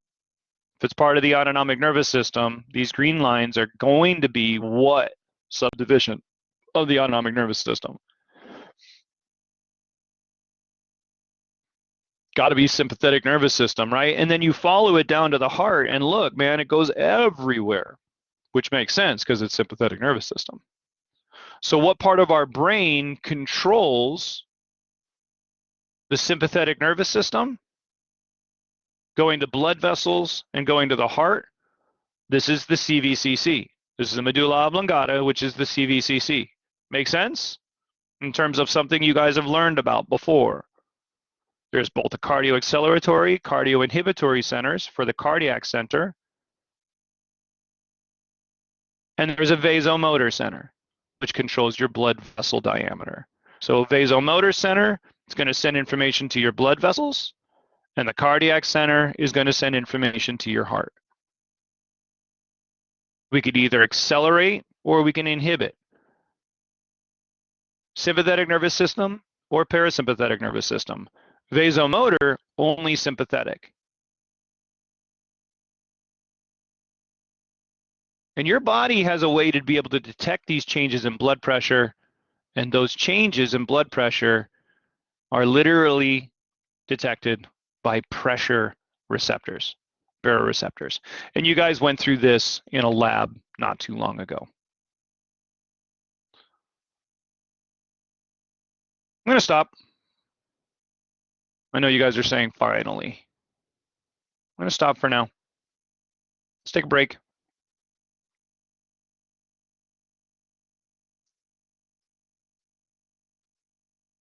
We only have a little bit more of lecture material to get through today, which is awesome. We're actually going at a pretty good pace. And what you're going to find is with the lecture material for the rest of the today, we've already covered it with our Chalk Talk. Everything, pretty much. We're going to have to learn a few more steps of things, but all the ideas have already been given to you. So we'll just be relearning. Let us come back at 50 after. You guys need a good break. So 17 minutes. The diagram. Which diagram? Let's see. This one? Or the, oh, you mean mine? Chalk Talk? Sure thing. Is that what you meant, Litzy?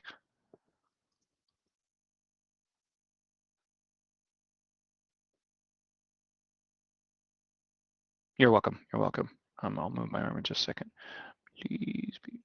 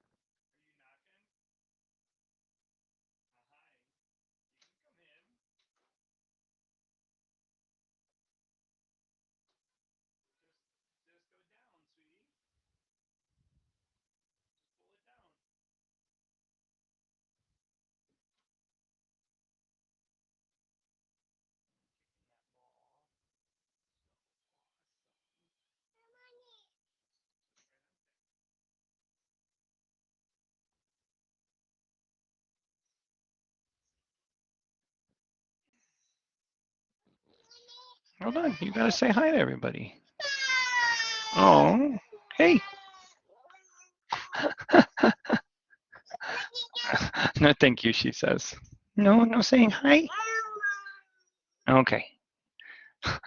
She comes knocking on my door and then she no thank yous me. Oh, and she's closing my door. God, you're sassy. Even when you're sick, you're sassy. I got it. I got it. I got it. Don't close it on your toes. Oh, kids. Sassy.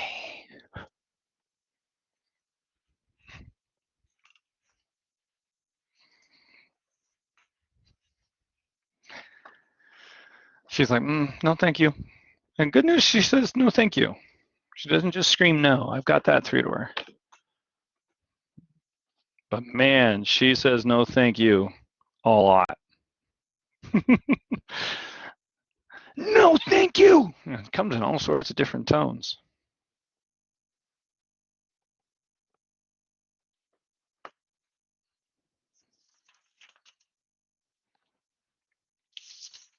Okay, let's get back here. So, what we just learned here is in essence everything you guys are going to need to know for this part of the unit. MAP is extremely well regulated by the body. We have very fast changes that can occur, and we have much slower changes that can occur over time. And when blood pressure goes up, the body freaks out. And when the blood pressure drops, the body's going to freak out. The two different ways that our body regulates this, three really, let's go two. And we'll say intrinsic versus extrinsic. Those are terms you guys should be a little bit more familiar with this point, right? Intrinsic versus extrinsic. Now, extrinsic is a little bit tricky because extrinsic is going to be both the nervous system and the endocrine system. And intrinsic, we're going to have some pretty fast acute changes. How much intrinsic effects will affect cardiac output? Probably very little. But intrinsic effects on TPR, there's going to be a lot more of those. So like oxygen demand, if there's hypoxia, right, that's definitely going to cause vasodilation, for instance. Do you guys see how that might change blood pressure in a local area? That being said, it's not really going to be regulating homeostatically due to blood pressure, not as much, although there will be, and you'll see it through the semester. So, long story long here is that we are going to focus primarily on the nervous system and the endocrine system and their effects on mean arterial blood pressure. And we walked through a scenario where a patient's blood volume went up and their blood pressure went up. And then we started walking through what happens next. Well, that cardiac output's going to drop and TPR is going to drop. But what we did not necessarily cover, although we covered it in a small detail down here, is how this happens, which of course is what I test you guys on. So how does cardiac output drop? Well, now we got to say cardiac output is equal to heart rate times stroke volume. And if cardiac output's going to drop, we need to drop heart rate and stroke volume. So then we said, how? You see how I'm doing a flow chart? And each time I draw an arrow, I'm saying, how does this step happen? Yes, no, maybe so? So the next step was we inhibit the sympathetic nervous system and we activate the parasympathetic nervous system. How? Well, what part of your brain controls the sympathetic nervous system and the parasympathetic nervous system controls of autorhythmic cells and contractile myocardial cells? What center of the brain did we say controls heart rate and stroke volume? Actually, not hypothalamus. Remember, we just walked through this with our slides. What part of our brain controls heart rate and stroke volume? Not hypothalamus, it's the medulla oblongata and it's the CVC back here. No worries. I have had 14,000 brain farts already today, so we'll all join the brain fart club. So that's what I'm trying to get you guys to see is you've already learned some of the complicated details we're about ready to go through. For instance, if we want to increase the blood pressure, however, it doesn't matter, if we want to increase the blood pressure, so for instance, what if blood volume dropped? What's going to happen to that patient's blood pressure? Increase, decrease, no change. So how are we going to get it back up? What two variables can we impact to get that blood pressure back up again?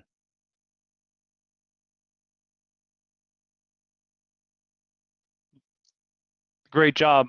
Does that make sense to everybody, even if you didn't type that? That if blood volume drops, we have two variables that we can impact, cardiac output and TPR. These are both going to be controlled very, very fast. Yes, no, maybe so? What if cardiac output goes up and we can't fix it? What's the variable that we can impact acutely? Ooh, I tricked you, Tariq, because you answered before I asked my full question. What variable can we impact acutely? TPR. And then it would also depend on what's causing that change in cardiac output. For instance, if heart rate goes up, then we can still drop stroke volume potentially. So it gets a little bit more complex when we start to think about it like that. But this slide right here says, if we want to increase blood pressure, how can we do that? Well, we're going to act through the CVCC. And do we want to speed up the heart or do we want to slow down the heart to increase blood pressure?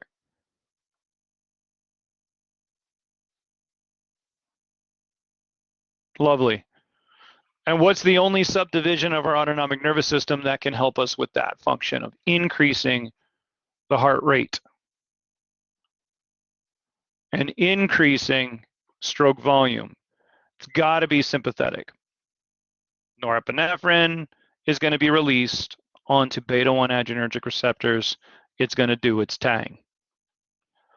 Vasomotor center, only a sympathetic response. End of story. Because blood vessels have alpha-1, beta-2, not muscarinic. Most of the blood vessels of the body have alpha-1 adrenergic receptors, and if norepinephrine is released on most of those blood vessels that have alpha-1 adrenergic receptors, alpha-1 excitation equals vasoconstriction. Does that make sense?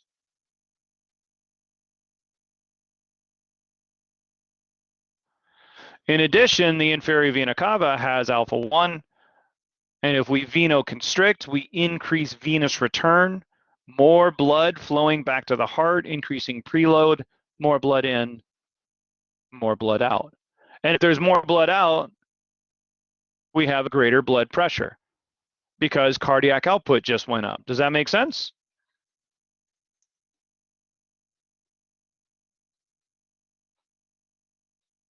And if we vasoconstrict most of those arteries, that means to like the digestive system and stuff.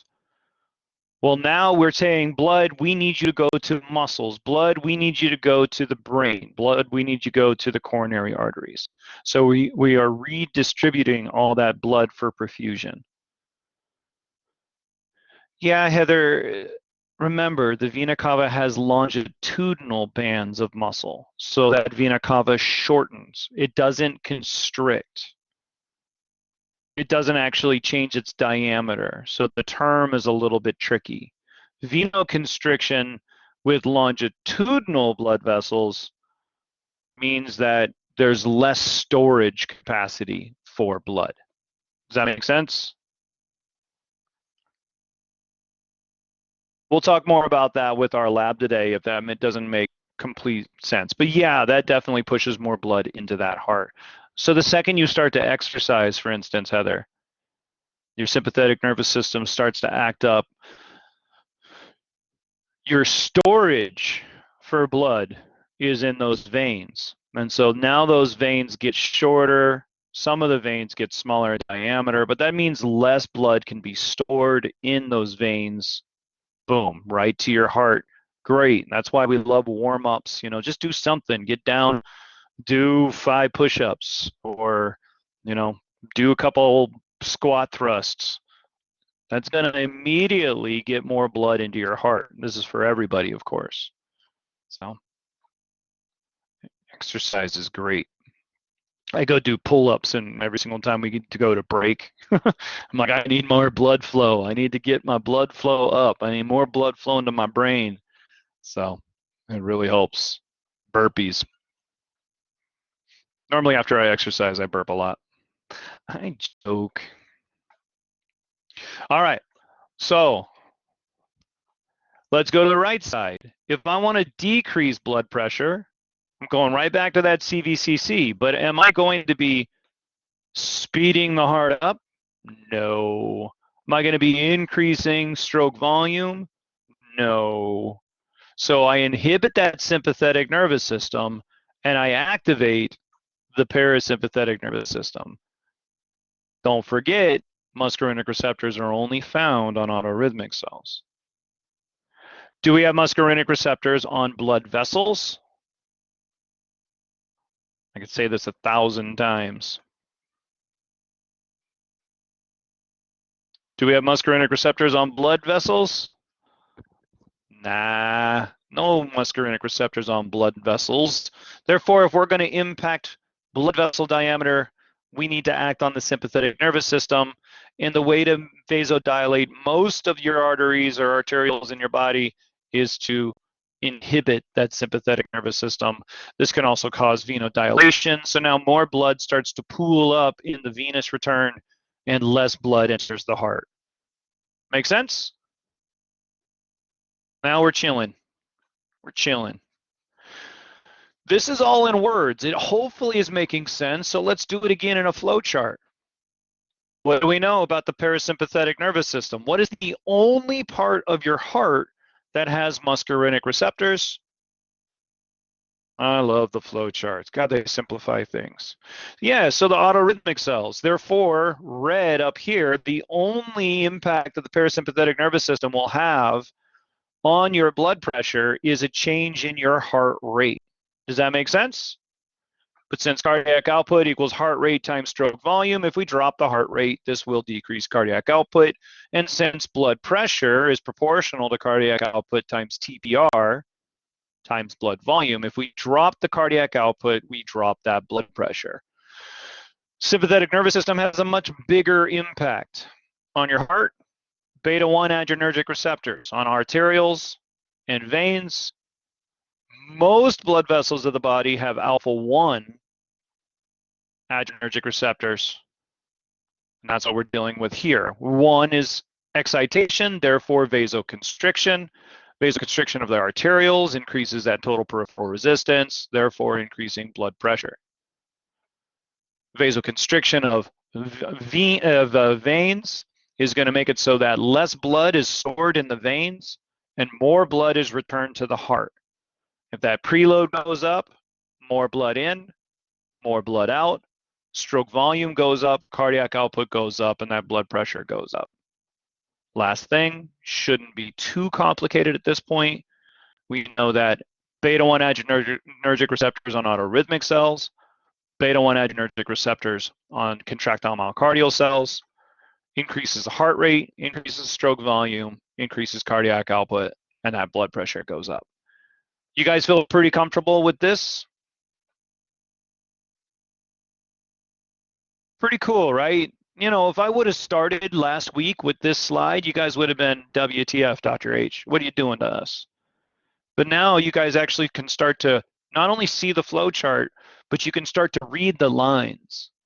Like, what happens here? What happens here? Like, how does parasympathetic nervous system decrease that heart rate, you know? And you're starting to maybe see the action potentials in your head and the pacemaker potentials. The more you do it, the better you'll be at it. Now, our body has receptors that are monitoring blood pressure all the time. Our body has receptors that monitor pressure all the time. Remember, all stimuli that will impact your body function must have receptors. Otherwise, you won't detect the stimulus and there will be no change in your body. So if we're going to detect blood pressure changes, we need blood pressure receptors. Does that make sense? Those blood pressure receptors are called baroreceptors. And you guys, again, did a lab report on this. So I hope this is not brand new to you. Baroreceptors are found in two locations. One, in the aortic arch. Because what better place to monitor for your blood pressure than right where blood is entering, or sorry, I guess entering the peripheral systemic circuit, right? Right as it leaves the heart to enter the systemic circuit, let's detect how much blood is pushing against those blood vessel walls. It's a really important indicator for the rest of the body. If it's too high, that means that we have too much blood going out in the system. Or there's too much back pressure pushing back against the aortic arch. Either way, this thing's going to freak out. Now, the other location is what's called the carotid sinus. So it's right here where the internal and external carotid arteries branch. Well, the internal carotid artery, the internal carotid artery feeds your brain. So talk about a pretty important location to detect blood pressure, right? Because your brain requires a constant perfusion. Your brain is the most sensitive organ in your body to blood flow. Does that make sense? So we got this location in the carotid sinus, way up here, a blood vessel that leads towards that brain, and it's going to detect how much blood is going to the brain by detecting blood pressure. These are where your two baroreceptor locations are found. End of story. One is monitored by the vagus nerve, and the other one is monitored by the glossopharyngeal nerve. Again, part of your lab report. So blood pressure starts to get too high. That's going to push against those blood vessel walls.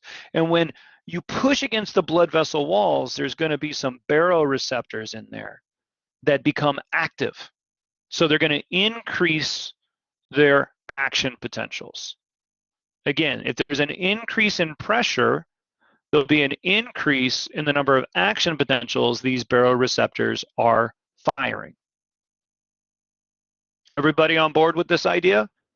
You start to increase the pressure, more action potentials are going to be sent up the vagus nerve, and more action potentials would be sent up the glossopharyngeal nerve.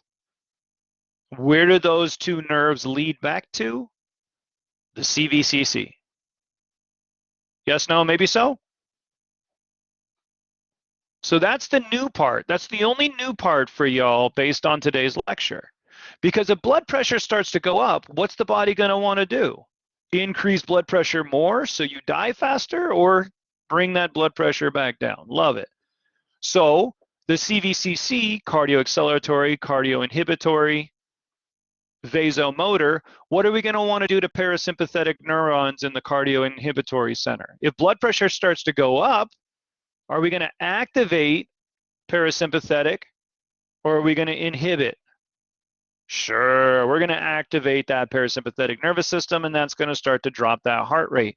But what do we want to do to the cardioacceleratory center, which is going to be sympathetic? Do we want to activate sympathetic?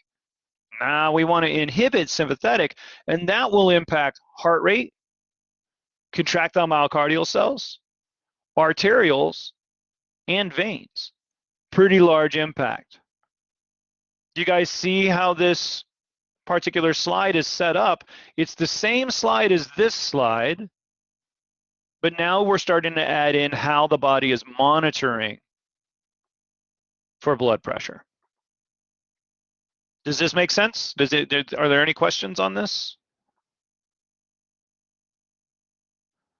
All right, cool. So let's just do one more flow chart. We've already done this flow chart, but we did it different. This one that the slide is on is just a little bit cleaner, and this is the one that my YouTube video is on. So everybody just stop. Don't try to read through all of this. Let's just look at the start and let's look at the end. Blood pressure just went up. Mean arterial blood pressure just went up. Does the body like this? Yes or no? It's freaking out. Dude, I'm freaking out right now. So what's the body going to try to do to blood pressure? Can anybody name the movie that hey, I'm freaking out right now. I don't know if I did a good job quoting it, but Pineapple Express. Yeah, they also did it in Super Troopers, if you remember. Yeah, anyways. Blood pressure went up. The body's going to want to bring that blood pressure back down. Sweet. So what do we know we have in place to monitor blood pressure all the time, everybody? What are these receptors called? Just write it down in chat. Got it. These are baroreceptors. Baro means pressure in Latin. Good. We find those baroreceptors in the carotid sinus and in the aortic arch. Sweet. So what's going to start to happen? Are we sending more signals to the medulla oblongata or less signals when blood pressure goes up? More or less signals? Yeah, so we're increasing the number of action potentials to the CVCC. Now in the CVCC, we have either the cardioacceleratory or the cardioinhibitory. Cardioacceleratory, sympathetic nervous system, cardioinhibitory, parasympathetic nervous system. What neurotransmitters are being released by the parasympathetic nervous system onto the target organ? What neurotransmitter is being released by the parasympathetic nervous system onto the target organ? Muscarinic is the receptor, Ashley, so you just kind of skipped a step there. But you're darn, no, don't be sorry. You're darn right. It's going to act on muscarinic receptors. That's important. So that was going to be my next question, is what receptors are found on the heart for acetylcholine? That's going to be muscarinic. And where do we find muscarinic receptors? Where's the only location that we find muscarinic receptors? By the way, this is a general overstatement. There are other muscarinic receptors through the heart, but mu1, muscarinic 1, are found only on the SA node. And what's that going to do to heart rate as I activate these muscarinic receptors on the SA node? Heart rate's going to drop. And what do we know about cardiac output? Cardiac output's equal to heart rate times stroke volume. So if heart rate drops, cardiac output drops, and that's going to start to bring blood pressure down because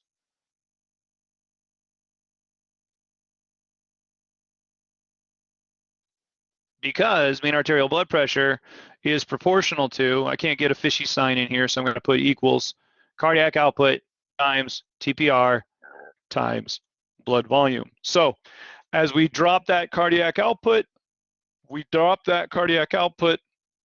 then blood pressure will start coming back down again. How else can we drop that cardiac output? We can't just have parasympathetic. It doesn't work that way. So we also have to think about what's happening in the sympathetic nervous system. What's going to happen to the cardioacceleratory center? Is it going to activate or inhibit?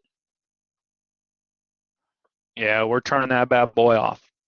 Less norepinephrine will be released, less activation of alpha 1, beta 1.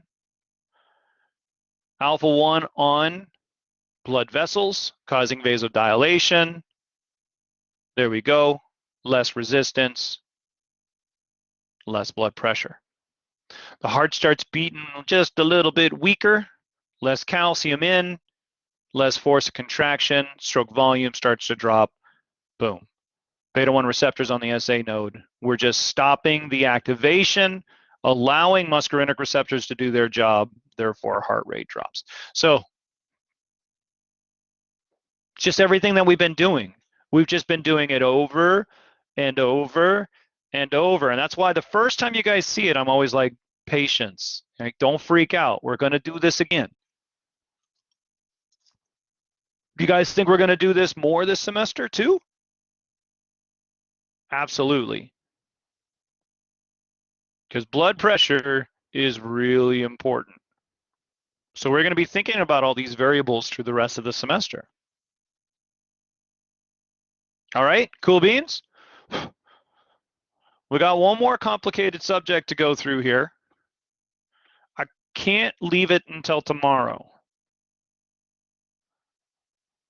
We're going to bypass chemoreceptor reflex. We'll be dealing with chemoreceptor reflex when we talk about the respiratory system. So we'll come back and talk about this. It's really not going to be that involved in blood pressure. It's more about oxygen transport. So we'll come back and talk about that later. One more minor idea, minor, major, it's kind of major, is I want to remind you guys that normal physiology doesn't always win. What do I mean by that? Just because your blood pressure is supposed to do something, blood pressure gets too high, what's the body want to do? Bring it back down. That's homeostasis, right? Does it always win? Does homeostasis always win? No. Why not? Because the higher brain centers, they win. Your brain will always beat everything else. So for instance, if you're just doing some exercise, blood pressure is going to remain high. Do we want to bring that blood pressure back down if we're exercising? Even though it's bad for your body while that blood pressure is high, it's also good for your body because it's getting the appropriate blood flow out to your tissues. Does that make sense? We don't want chronically high blood pressure, but if you're exercising, you better believe you want that blood pressure up. Or if you're running away from Mr. Axeman, we're going to bypass everything else and we're going to immediately dive into that sympathetic nervous system and we're going to make it work, regardless that your baroreceptors are sending a signal back to the brain that say, blood pressure is too high. Well, the rest of your brain's saying, that's an Axeman. You see what I'm saying? We're bypassing the baroreceptor reflex. Yes, no? And we do all of that work with the hypothalamus, good old hypothalamus. Limbic system. Damn you, limbic system. Remember, limbic system is memories and emotions. And who here has had an anxiety attack? Probably everybody. And when you have an anxiety attack, your blood pressure goes through the roof. And your body is going to be screaming at you that blood pressure is too high, blood pressure is too high, blood pressure is too high, but it's not going to fix it.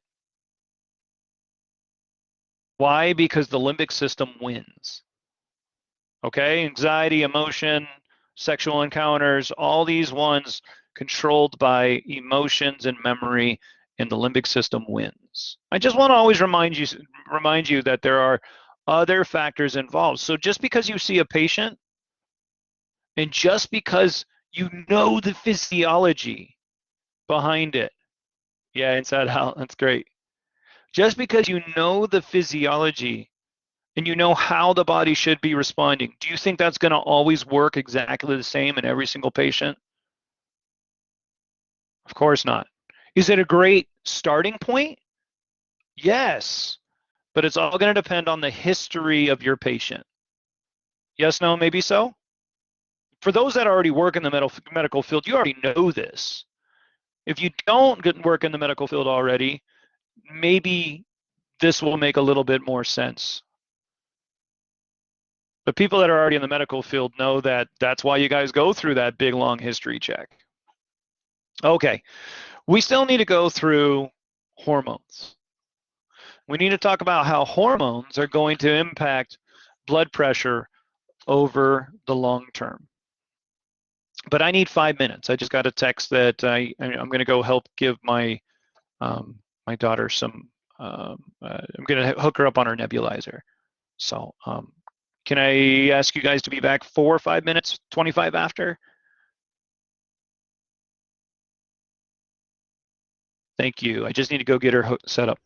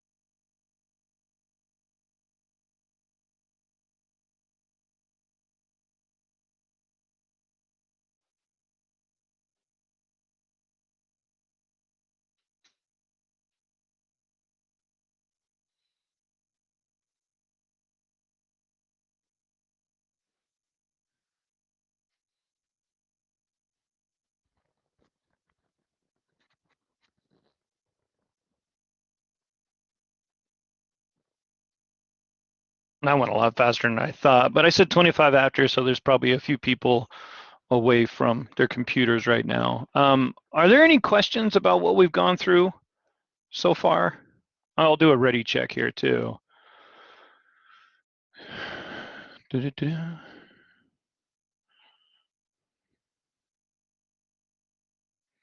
just do a quick present. Or are you ready? Sure. I don't know, quick poll. If you're still at your computer screens or within shouting distance, please click.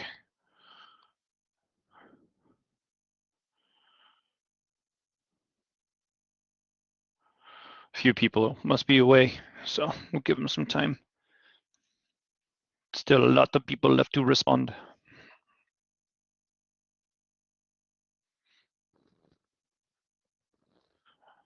You guys are awesome, by the way. I really love the interactions that I see. No worries. I really love the interactions that I see, and I know certain people are taking notes, and therefore they don't talk in chat quite as much. I just want to give you guys shout outs too. Not everybody works the same way in how they learn, and just let me know when I need to slow down and how I can help, because that's what I want to do. It's my passion in life. So yeah. So just because you're not chatting all the time, writing down my increase, decrease, no change questions, know that I definitely appreciate the heck out of my note takers too. Your hand's too busy moving, it's really hard to be typing. That being said, I love learning, active learning. I love active learning. So that means I'm a big fan of writing less notes, writing down keywords, and that's why, I, as a professor, I put things on that Chalk Talk. I put things down on that board that you guys need to know. And then I'll say out loud, write this down when I need you guys to know something else. Anyways, there's still a few people that haven't responded to my ready check. Anna, Parker, Tran, Kyun, and Sharon. If you guys are around, I'm getting started, but it's 25 after. So let's get this party started right. Thanks, Parker. All right, I just stopped that poll anyways. Now, what we need to talk about are hormones. We need to talk about hormones. And the way we go about talking about hormones is we don't want to just start throwing out hormones at you, although I've already done that. What we want to do is we want to talk about MAP first and foremost. So in order to talk about mean arterial blood pressure, we get started by writing a formula. Every time. If you're talking about blood pressure, if you're going to go to study blood pressure, don't think around. Because who here has been in that, I might even ask this question already this semester, but who here has been in that situation where you go to study and you're motivated to study and you sit down in front of your notes and you go, well, shit, where do I start? We've all done that, right? You're like, I'm so, what do I do? What you do for my units, what I highly recommend that you do is you write down, for instance, what's the function of the heart, cardiac output equals heart rate times stroke volume, and then you define that. And then you say, what's the function of your blood vessels? Man, it's to create blood flow. Blood flow is proportional to delta P over resistance, and that blood flow is required for adequate perfusion. And in order for adequate perfusion, we need to make sure that we have blood pressure. So this mean arterial blood pressure is very, very important. Therefore, I write it down. This is my starting point. And this will give you a lot to talk about. You'll be surprised. It should give you a lot to talk about. I hope you're surprised. When you write this down and you start asking yourself, sweet, I know these three variables impact mean arterial blood pressure, but how? How many times do I say how? Probably far too often. But I want you guys thinking physiologically how things work. So for instance, how does cardiac output impact mean arterial blood pressure? Well, if cardiac output goes up, mean arterial blood pressure goes up. True story? Well, how do we change cardiac output? Well, that's heart rate and stroke volume. How do we change heart rate? Primarily by the sympathetic nervous system and the parasympathetic nervous system. How does the sympathetic nervous, you see what I'm doing? Every single step, I just ask how. And we can get into a lot of micro. We can actually get into the cellular signaling process as we do that, because we just keep asking how until you can't ask how anymore because I haven't taught you that stuff. Does that make sense? So we're going to go talking about hormones. Let's make sure we write down this equation first. If we're going to go talking about the baroreceptor reflex, let's write down this equation first. Always like that kid asking why. We should never, in my opinion, stop. Whether it's, you know, if you're active in politics, if you're active in human rights, if you're active in energy, you know, it doesn't matter. You should always be asking yourself why and how things work. Never take somebody else's word for granted, because most likely they either don't know what the hell they're talking about or they're lying to you. So you gotta take care of that business. You do the research and you ask yourself why and how. Sorry, that was my little it's really important for physiology and medicine. You can't just take everything for granted. You can't just look on Dr. Google and say, my stomach hurts. I look at Dr. Google and then shit, I'm dying, right? Dr. Google is good at telling you that you're dying. So you got to ask how. You got to think about why things do what they do. And then you get to give Mr. Google. You guys know who Dr. Google is, right? Everybody knows Dr. Google. Anybody here ever self-diagnose themselves? I hate Dr. Google so much. We all Dr. Google. But you gotta make sure that you know what's relevant and what's not relevant. That's the difference between somebody that has an total anxiety. That's the difference between somebody that has an education in medicine and somebody that just relies on somebody else and something else to tell them the answer. There's a lot of nurses out there that literally just read a book, right? They go in, they check the boxes in a computer, and they don't know why they're doing what they're doing, and it terrifies me. Oh my God. Yeah, Andy, that's Dr. Google's horrible.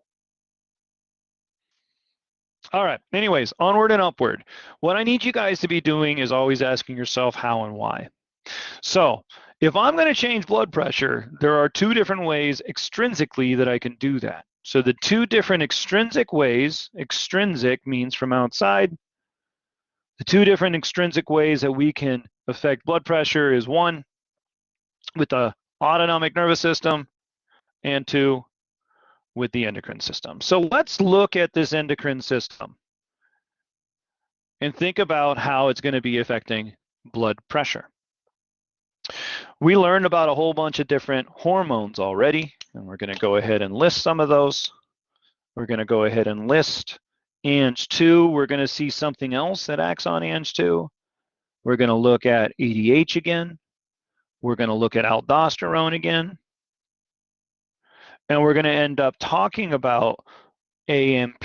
We're not going to write out a big flow chart for it. I end up letting you guys do that. So AMP is going to be in a different color because it does the opposite effect. So I like to color coordinate whether I understand what the hell I'm doing or not. So AMP does the opposite of what these hormones are going to do. So when we're looking at this equation, something you'll notice about cardiac output is that cardiac output is not going to be necessarily controlled by a long-term system. Okay, the long-term system like Ang2, ADH, and aldosterone, they're not going to have an impact on cardiac output, at least not necessarily a direct effect. Ang2 can, it's really powerful. But we're not going to focus on that. We're going to say cardiac output is primarily controlled by the autonomic nervous system. That's what we focused on so far. True story? So if I'm going through and I'm going to define these, I'll try to keep these things. Well, I don't have really a color coordination for this. So I'm going to try to do this darker blue for the autonomic nervous system. I'm going to say cardiac output is primarily controlled by the autonomic nervous system. Does the autonomic nervous system also have an impact on resistance? Yes or no?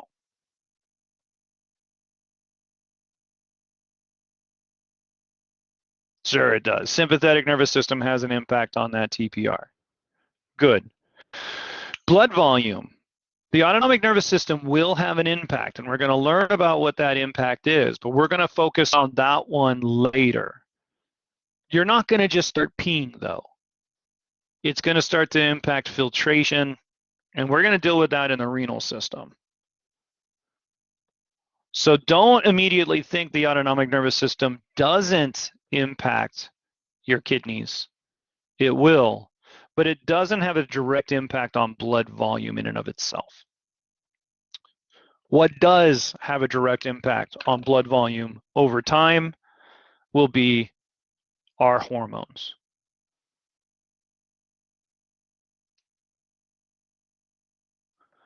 Okay, blood volume is primarily controlled by the endocrine system.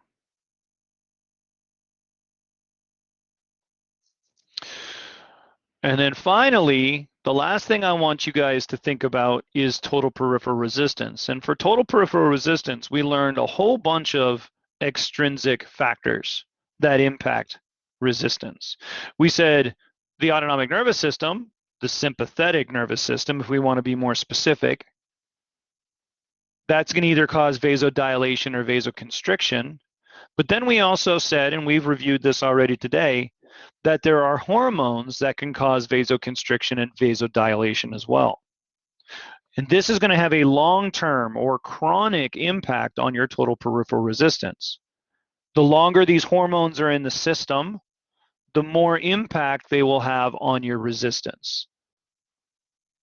So cardiac output is primarily controlled by the autonomic nervous system. TPR is controlled by both autonomic and endo, and blood volume is primarily controlled by endo.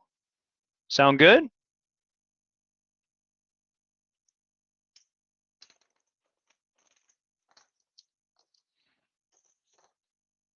So let's write a real short table here and go back to blood pressure. Mean arterial blood pressure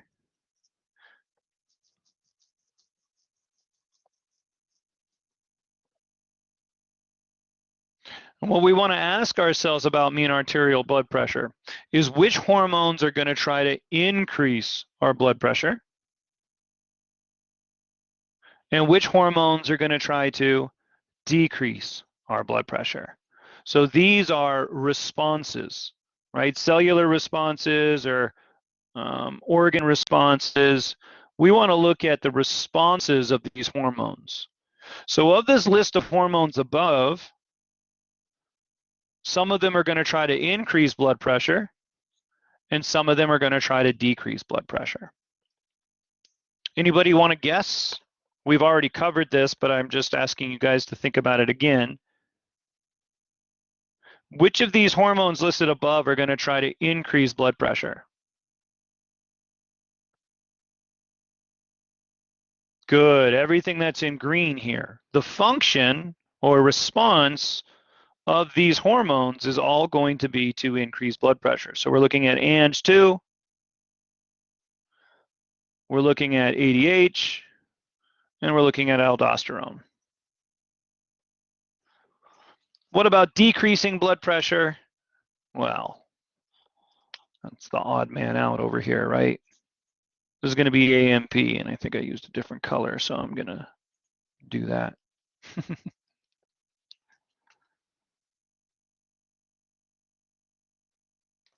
And what if I told you that these three hormones are all controlled by one hormone? They all have other factors that will cause each one, well, not all. ADH and aldosterone also have other factors that will cause their secretion. But what if one hormone controlled all three of these? How powerful do you think this hormone would be if it can control all three of these hormones? This is called renin. Renin is crazy powerful. In fact, I remember a few years ago, it was a number of years ago, I kept on asking test questions and homework problems and lab report stuff and case studies, and they all led back to renin. And students just weren't getting it. And it'd been a number of years in a row that students were getting it. And finally, just in front of the class, I'm like, y'all, this is mother effing renin. It tells you something. Like I was getting frustrated and I really wanted to emphasize how powerful this is. And this is mother effing renin, and it's stuck. We'll get there, Heather. MF renin. And so that semester, my students, I've always been really blessed with great students. They tend to give me like little presents at the end of the semester. My students got me a T-shirt that they had made that said, list of whatever it was, top 10 Hudsonisms, and the very bottom one in bold was mother effing renin.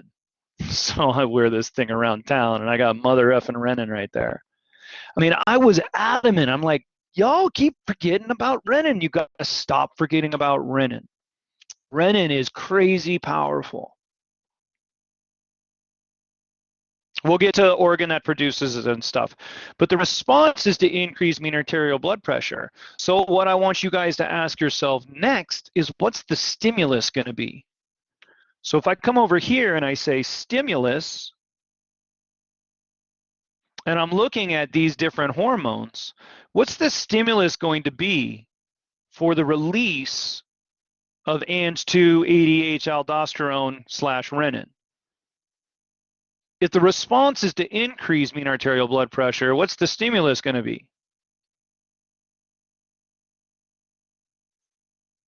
Does that make sense?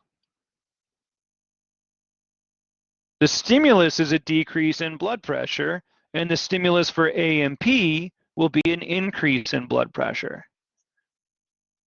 We'll go ahead and just write these lists down again. I don't know. This wasn't the greatest way to organize this, but I hope I still emphasize this well enough that it makes sense.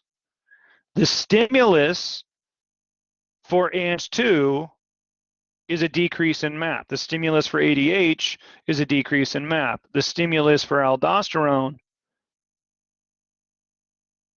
is a decrease in MAP. And all three of those are controlled by renin. So the stimulus, renin. So the stimulus for the release of renin is what? This is what you guys must know, you must know, you must know. What's the stimulus? Not just MAP, Tariq. Help me out by being a little bit more specific. This is important. A decrease in MAP, decrease in MAP, a decrease in MAP. Let's think of a couple different scenarios here. A patient has polyuria. Poly, mini, urea, P. This patient is peeing too much. Urine volume is going up. What's happening to that patient's blood volume? Increase, decrease, no change. And if blood volume starts to drop in that patient, what happens to their blood pressure? What hormone do you know will be released? One hormone to rule them all. One hormone to bind them. That was a really bad movie reference, but you get the point. That mother effing renin. Is that clear? What if a patient has diarrhea? Fecal volume's increasing, and that fecal volume liquid has got to come from somewhere. It comes from your blood. What's going to start happening to that patient's blood volume? Increase, decrease, no change. Therefore, what's going to happen to their mean arterial blood pressure? And what hormone is going to be secreted due to this decrease in blood pressure? Oh gosh, diarrhea. 1 R, 2 R's, how many H's? Oh my goodness, it's something like that. It's super weird. I don't know. What a weird word. Mother effing renin. It's with the H, thank you. I don't know. Poopy McPooperson. Okay, got it. Diarrhea. Now, got to do something. What if a patient has internal bleeding? They just got in a car accident. Or let's not go to a car accident. Let's go somewhere else. They actually just have an internal hemorrhage. Maybe they got maybe they're a boxer, a pugilist.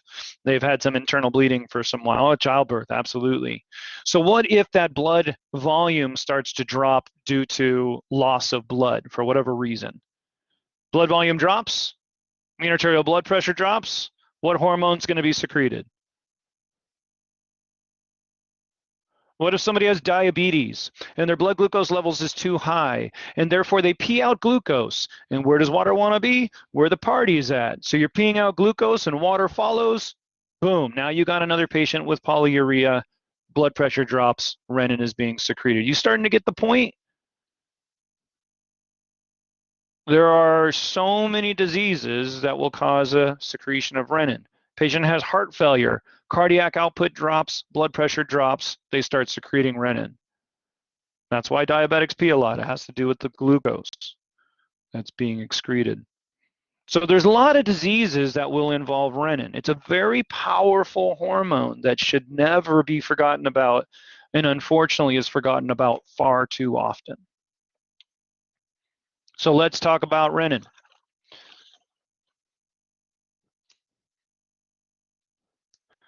If I'm going to study, what formula should I write down? If I'm going to study blood pressure, what formula should I write down?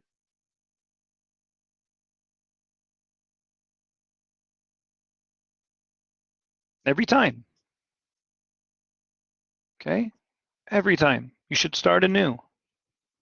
Every time. This patient's blood volume dropped, blood pressure dropped. So let's just say, hey, we got a decrease in blood volume for whatever reason. It doesn't matter why. we know that that patient's blood pressure is going to start to drop. Lovely. Cool. Now, blood pressure is an interesting one because we know that there is an acute response. We know there's an acute response, a fast response that's monitored by baroreceptors. But we're not going to be talking about baroreceptors here because we're talking about hormones. We're going to be talking about hormones. And we know that hormones impact blood volume and TPR. So we're not going to be dealing with cardiac output in this response. Not for this class. So that's a nice little reference. You know, as you guys go to study, you can start to focus on what you need to focus on and not think about too much. Because overthinking is a surefire way to go down and study something you shouldn't be studying. So that blood pressure starts to drop. So we're not talking about baroreceptors here because we're talking about chronic effects. So we got to have something else that must be monitoring blood pressure. Yes, no? What is that something else? Well, that something else is your kidneys.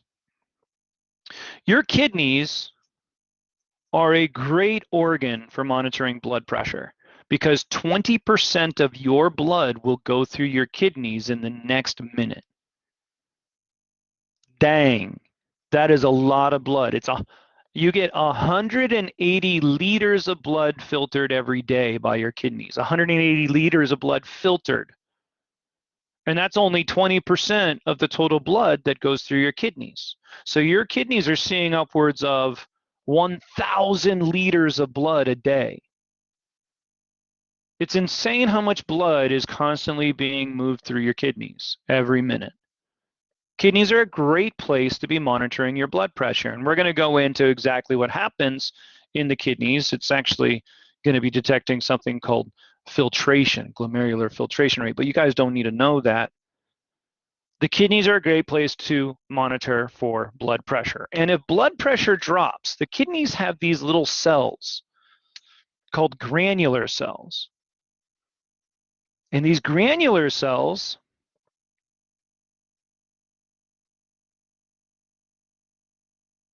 are the cells that synthesize and secrete mother effing renin.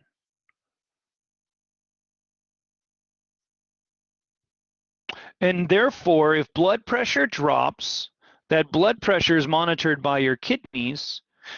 The kidneys, in response to the low blood pressure, are going to secrete renin. Renin is a protein hormone, so it's going to go into your bloodstream. Does that make sense?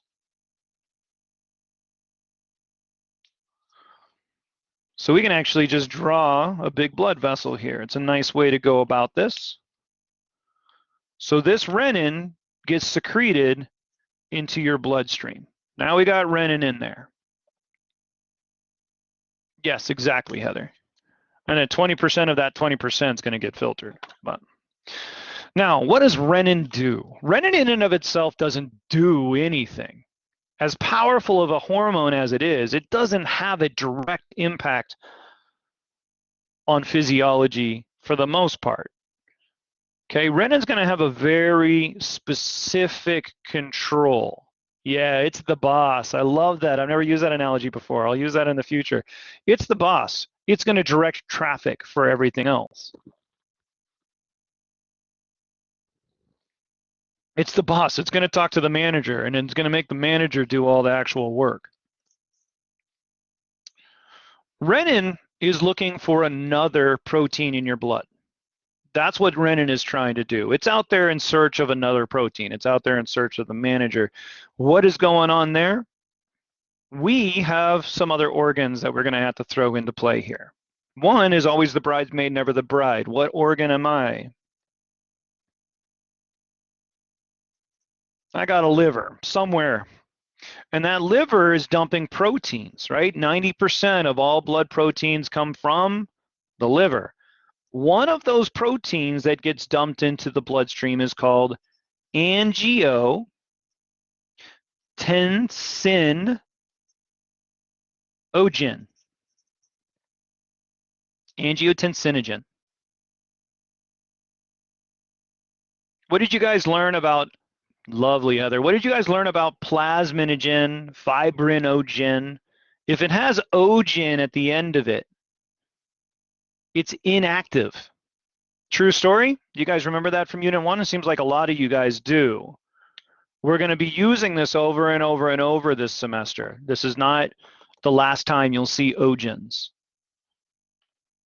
So angiotensinogen is currently inactive.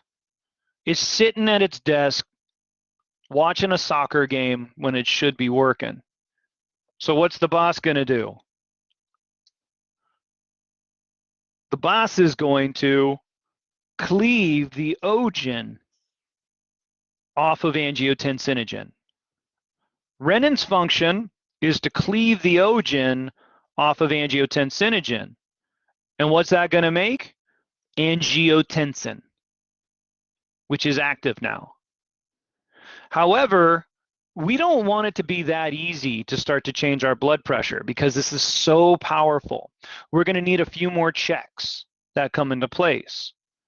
So the first form of angiotensin is called Ang1. And Ang1 in and of itself doesn't do a whole heck of a lot. It's technically an active form of angiotensin, but there's no real receptors for Ang1 in the body. What makes a target cell a target cell? A receptor. So if there's not receptors for Ang1, then Ang1 can't really have an impact. Does that make sense? So what do we need to do to Ang1? We got to convert this one more time. We need to convert Ang1 into, what was that list of hormones? The very first one up here. We need to convert Ang1 into Ang2.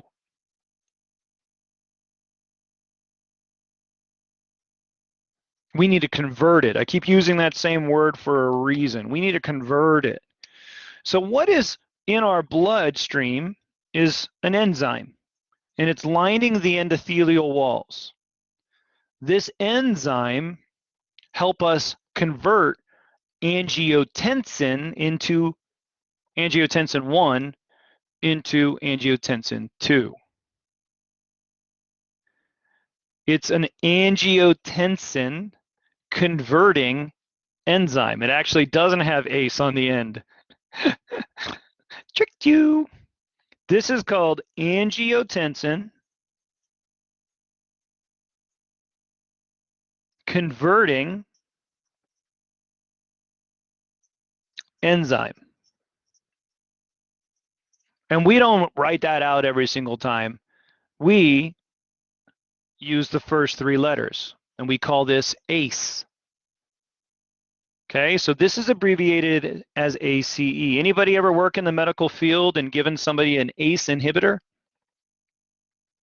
They're very common, especially if you're a paramedic or something like that. ACE. ACE helps to convert Ang1 into Ang2. Well, it's an enzyme, it's protein in our bloodstream. Let me not trick you. This does not come from the liver. This is one of the few exceptions to the rule. Angiotensin converting enzyme, or ACE, is produced by your lungs. Your lungs actually have more of a function than just oxygen exchange. The lungs synthesize and secrete ACE all the time. And ACE goes into your bloodstream all the time. It's there all the time, not just when your blood pressure is low. It's always there. So we don't need to activate it. Does that make sense? It's just there. Just like angiotensinogen is just there. It's not being activated by a drop in blood pressure per se. We're not making more angiotensinogen. It's already there. Yes, no, maybe so? ACE is already there. Angiotensinogen, though, won't be Ang1. Therefore, Ang1 can't become Ang2 unless mother effing renin is in that system. The second renin is released, boom, now we got a chain reaction. But what's going to happen if we give a patient an ACE inhibitor? If we block ACE, what's going to happen to the conversion of Ang1 into Ang2? Increase, decrease, no change. So we're going to slow down or even drop the amount of Ang2 in the system. That's great. That's great. Now, Ang2 it's super powerful. This is fireworks. This guy right here is going to have tons of downstream impact, and we're going to talk about each one of them. However, if we need to get rid of Ang2, we're going to have to convert it again. And we're going to convert it into Ang3. Yeah, there's so much going on in the kidney there. We're going to be converting this to Ang3. There are other things happening in the kidney as blood pressure goes up. But remember, well, we're talking about a decrease in blood pressure here. So with renin and all that stuff. Okay, Ang3. If it's Ang3, then it's not Ang2. So all of the effects Ang2 are going to have on the body, and we're going to use this portion down here to go through that. All the effects that Ang2 has, once it gets converted to Ang3, it stops being Ang2. Does that make sense? So in order to do this conversion, we're going to need another angiotensin converting enzyme. This converting enzyme is also produced by the lungs, and it's just called ACE2.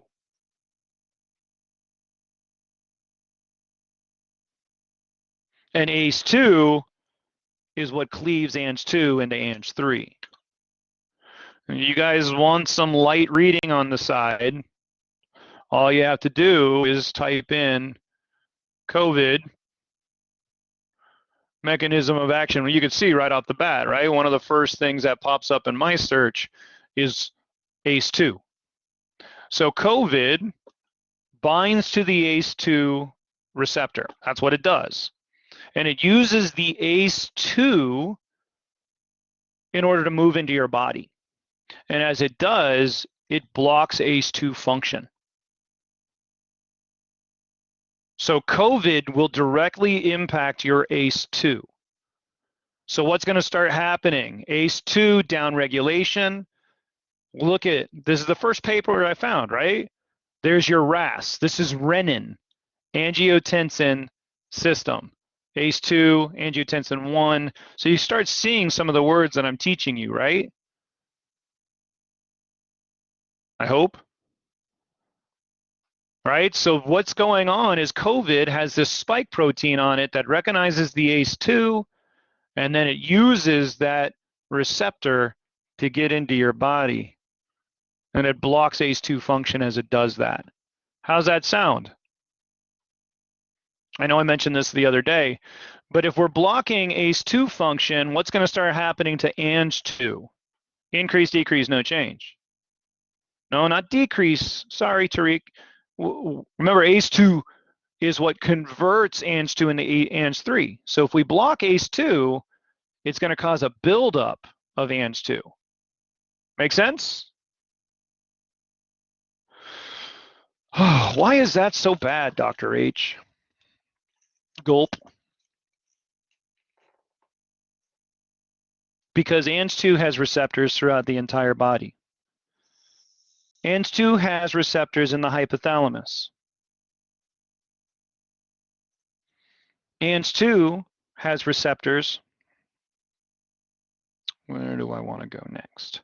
In the adrenal cortex.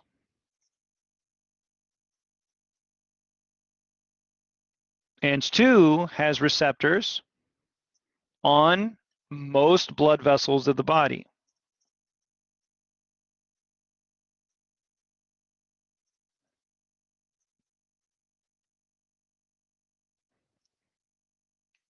Ang2 even has receptors inside of your kidneys.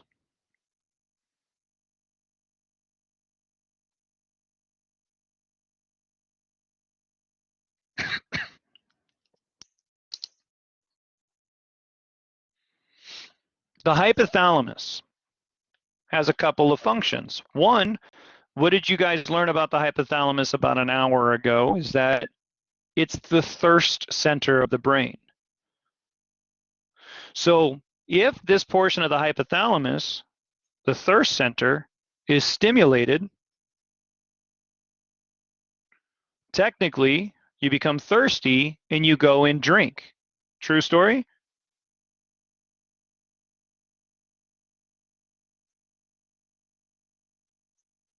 And if I have an increase in fluid intake, what's going to start happening to my blood volume? Increase, decrease, no change.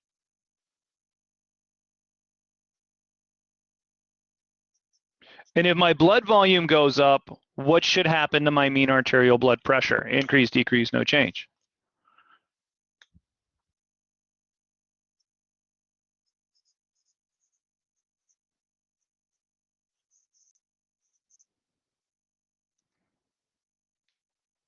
The hypothalamus also communicates with the posterior pituitary.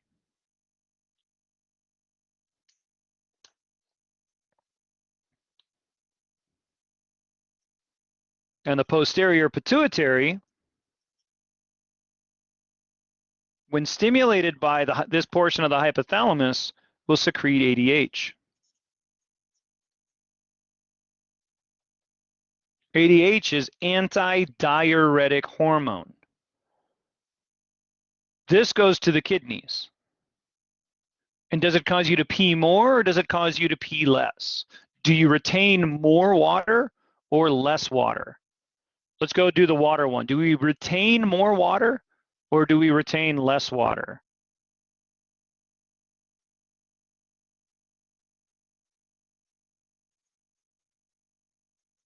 And if we retain more water, what happens to your blood volume? Increase, decrease, no change. And if blood volume goes up, what happens to blood pressure?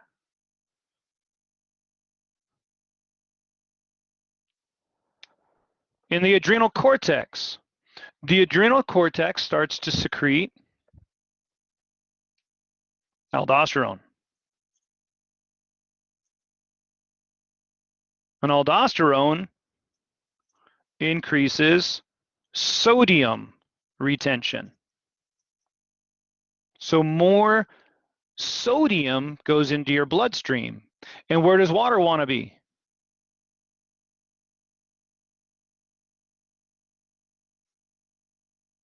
So I retain more water. And what's going to happen to that patient's blood volume due to the presence of aldosterone?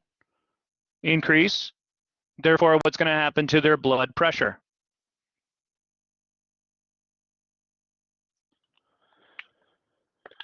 Ang2 is a potent vasoconstrictor. So most of the blood vessels of the human body are going to start to vasoconstrict. And if I vasoconstrict, what starts happening to the resistance? And if I vasoconstrict through most of the blood vessels of the body, I'm not just increasing resistance, I'm increasing total peripheral resistance. And if I increase total peripheral resistance, what happens to that patient's blood pressure?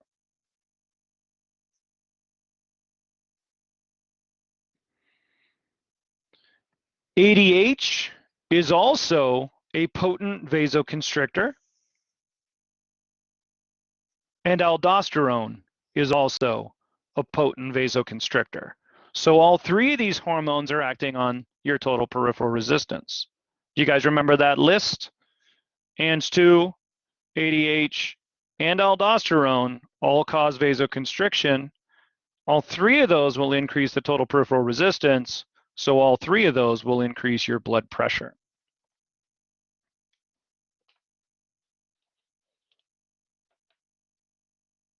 The kidneys have lots of things going on, from ADH, aldosterone, and then one more thing that happens in the kidneys. And we're going to deal with more. You will not be tested on this portion for this unit.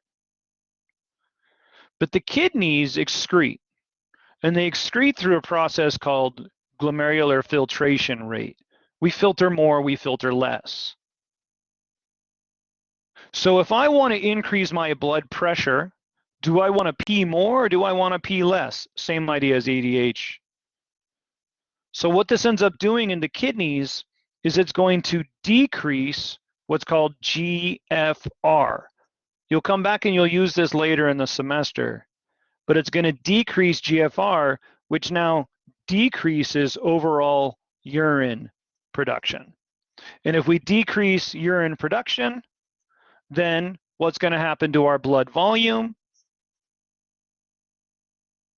And if our blood volume goes up, our blood pressure goes up.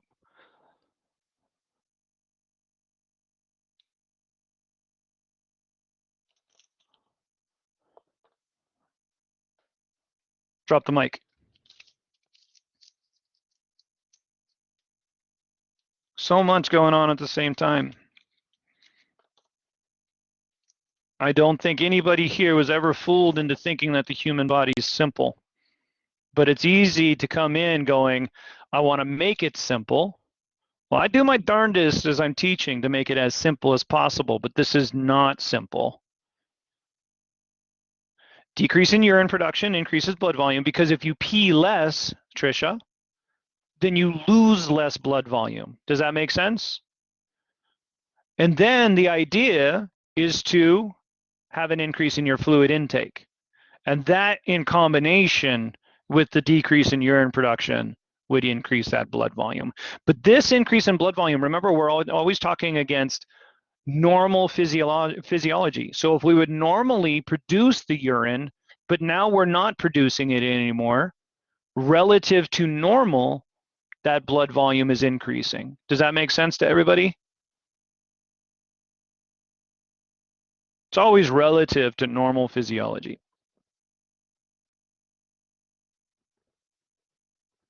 Lovely. Lovely. Just so you guys know, just so you're not surprised later, because I get lots of students that get surprised later. So we need to convert, yeah, so we'll come back to that. Just so you're not surprised later, guess what else can cause the secretion of renin? Not just a drop in blood volume, although this is the #1 cause for the secretion of renin. But guess what else causes the secretion of renin? Do you want to pee more or do you want to pee less if you're running from Mr. Axeman? Do you want your blood pressure to go up or to go down if you're running from Mr. Axeman? And what if you're just stressed all the dang time? Unfortunately, your body responds the same way. So the sympathetic nervous system innervates these granular cells. And if the sympathetic nervous system fires, it's going to cause the secretion of renin. So chronic sympathetic, chronic stress, now we're talking about renin again. Mother effing renin. What's going to happen to a patient's blood pressure if they are chronically stressed? Ruh-roh. Not only do we have an acute reason for it, but now we also have a chronic reason for it. Does that make sense?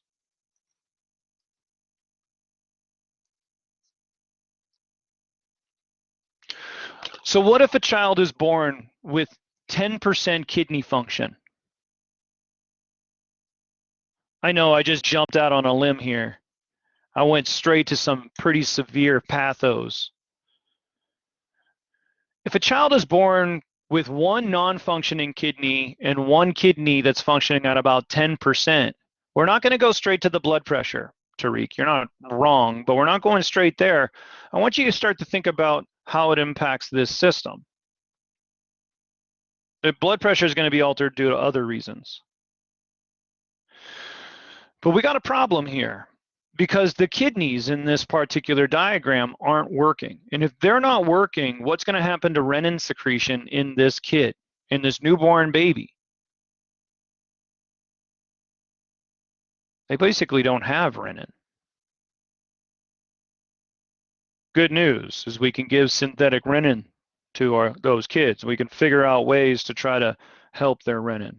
What if somebody has liver failure, cirrhosis? Again, Santa Claus over here. What might happen to their angiotensinogen production? Increase, decrease, no change. And we might have other factors that have to try to fix mean arterial blood pressure, right? If we can't fix overall blood volume, now our cardiac output and our sympathetic nervous system on the sympathetic nervous system on TPR, those are going to have to try to take over to control for your blood pressure. Yeah, you got it. What if there's less ACE? What if we give a patient an ACE inhibitor? We're no longer producing ANG2, so what's going to happen to that patient's blood pressure? If ANG2 drops, what happens to that patient's blood pressure? Increase, decrease, no change. What's the function of ANG2? It normally increases blood pressure. So if we give a patient an ANG2 inhibitor, or sorry, an ACE inhibitor, what's going to happen to ANG2? It's going to drop, and what's going to happen to that blood pressure? Increase, decrease, no change. This is pretty much an immediate effect. Since ANG2 normally increases blood pressure, we drop ANG2 levels, we drop that blood pressure. It's a pretty good drug for most patients. Doesn't work in everybody, of course, but it's a great way to drop a hypertensive patient down so they don't die right now.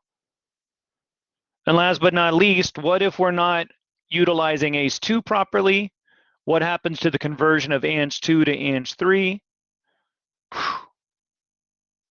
going to go ahead and write it in since it's our day and age that we're living.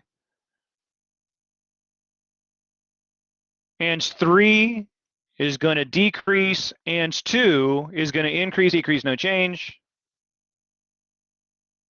That patient's blood pressure is going to go up. Not only does that patient's blood pressure go up, ANG3 is an enzyme, Heather. It converts. It literally takes ANG3, it's going to cut something off of it. Sorry, it's going to make ANG2. It's going to take ANG2, it's going to cut something off of it and make ANG3. So it's a converter. Angiotensin converting enzyme. But check it out though, if ANG2 goes up, patient's going to be thirsty a little bit more. ADH. Retaining a little bit more water, causing massive vasoconstriction. Aldosterone, this is a bad one. Aldosterone, increase in sodium retention and also vasoconstriction. But what else is happening with aldosterone? Not only are we retaining sodium, but what else do we, yes, Tariq, great job. What do we know about this from Unit 1, and then I've referenced it again? Is that we can't just think of sodium on its own, because if we're going to move sodium around in the body, what pump is doing that job? What pump is always moving sodium around? So we can't just think of sodium when we think about sodium retention. We also must take into account that something's going to happen to potassium. So sodium is going into the body, then potassium leaves the body. Does that make sense to everybody? Now imagine somebody with chronic ANG2 issues and aldosterone is abnormally elevated. What's going to happen to their potassium excretion? Increase, decrease, no change. If there's too much aldosterone, what happens to potassium excretion? Don't second guess yourself there, Tariq. Hold on.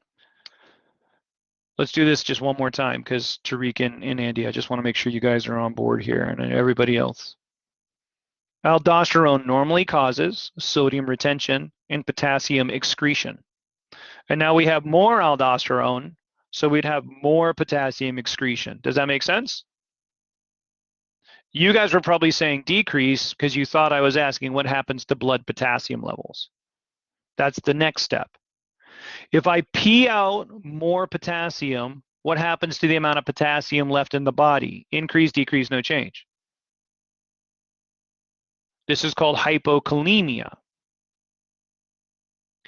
Yes, low sodium diets have a big impact on aldosterone, because if you don't have enough sodium in your diet, then you need to retain more sodium in your kidneys. Great question. So aldosterone is elevated in people on a low sodium diet. Cool. Well, if aldosterone's elevated, we might have some other effects. Even though we're trying to bring blood pressure down, the body's getting some mixed signals. I'm not a big fan of low sodium diets. There are other better ways to bring blood pressure down. It can help, but you got to do all the rest of the steps. You cannot rely just on a low sodium diet. Guess what those other steps are, everybody? Heather, you already know the answer to this. Not just a low sodium diet, but a balanced diet and exercise. God, it's the cure to like everything, and yet people want a magical drug. You got a magical drug. You already got a magical drug. It's called Get Off Your Butt. There's your magical drug. Which is hard because you guys are college students, so stay on your butt and study. Then you're hypertensive and you're stressed out.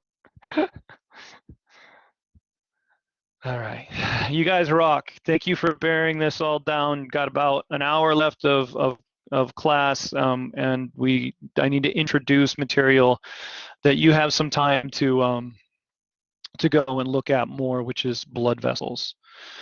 Do you guys understand what we just did to some degree or the other?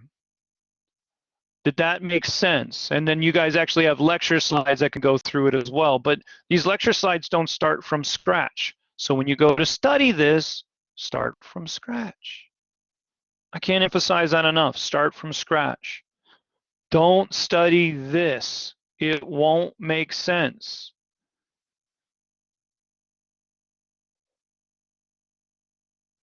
This is blood vessels 3.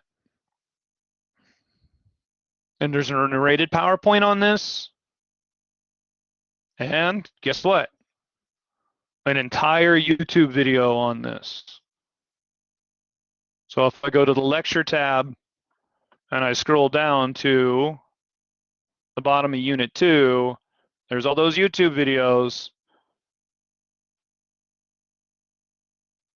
RAS, controls of blood pressure.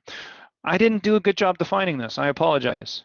So this whole system right here has a very useful name. Don't be, yeah, you're okay. Yes, CV3. This has a name, this system, and it's RAAS, and it actually could be RAAS, or it can just be RAS. Sometimes it gets abbreviated to that. But the R stands for mother effing renin. The first A stands for angiotensin. The second A stands for aldosterone, but you can also throw in another A because it's ADH. And the S stands for system. So this is the renin, angiotensin, aldosterone system. Fireworks. It's important. So if I ask you guys to explain the RAS on an exam, this is what I would want you to do. Probably not going to make you do that, right? What would I do on an exam? You don't really want to do, no, Heather, is the answer to that. So that kid's going to need a kidney transplant. That kid's going to need a kidney transplant, like as soon as possible. Yeah, within the first couple years of its life. Because yeah, they're going to have to be controlling blood pressure, and remember, kidneys are also what's producing calcitriol. So you got a kidney failure kid, calcitriol levels are going to be down. So now they're having calcium issues, and they have calcium issues, and they have heart arrhythmia issues, and Oy. We like functioning kidneys. Oh, FYI, Phoebe. Once you learn one flow chart, like learn it, then it works for everything. So what if I want to decrease blood pressure? Do I want renin being secreted if I want to decrease blood pressure? Yes or no?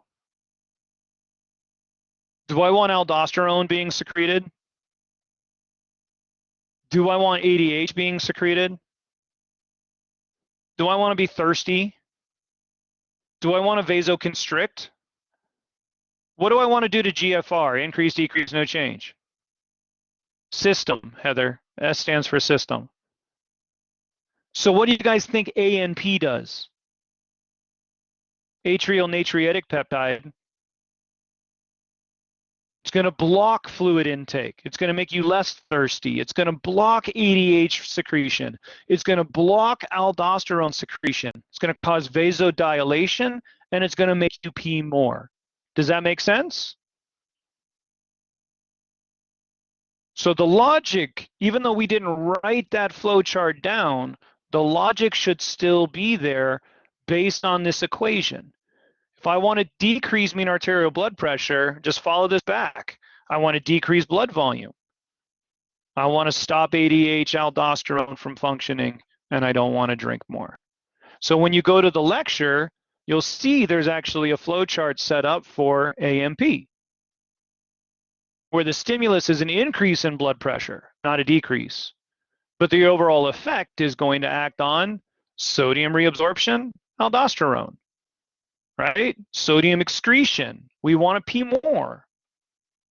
We want to vasodilate. We can actually directly infect the heart, but we don't want the heart to beat stronger. We want to bring that blood pressure back down again. So we're going to tell that heart to beat a little bit weaker. Make sense? You guys can go and study this on your own. I don't have this anywhere else. You can easily be tested on it. So don't think just because I don't go over it with you that you won't be tested on it. AMP is released into the bloodstream. Receptors are basically all in the exact same place. Yep. You're welcome. There are actually receptors in the hypothalamus for AMP that will directly inhibit ADH. That's not on this flow chart, but there are receptors for AMP in the adrenal cortex that will directly inhibit ADH. Okay.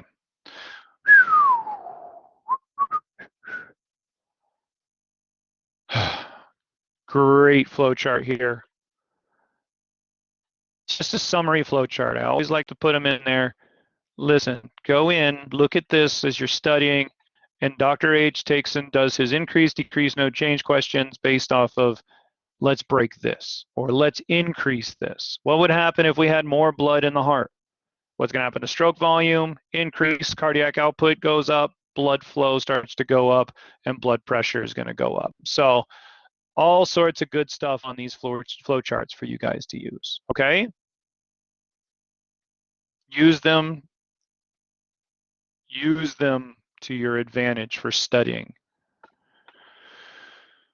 Oh my goodness gracious. We have blood vessels.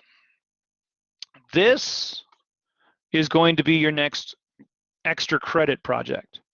So as the lab group study guides go, I'm going to go ahead and release a study guide for blood vessels right now. When is this study guide going to be due? What do you guys remember about these study guides? Remember, you guys have an exam this Sunday. Your homework is due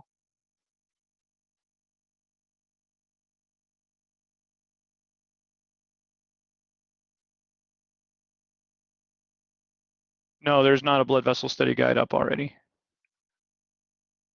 There's a blood study guide that was up, but this is blood vessels. So let's do that again. When is your guys' homework due? Just a reminder, because I'm still getting students that aren't turning it in on time. So Saturday at 6 p.m. And then when's your exam and lab practical due?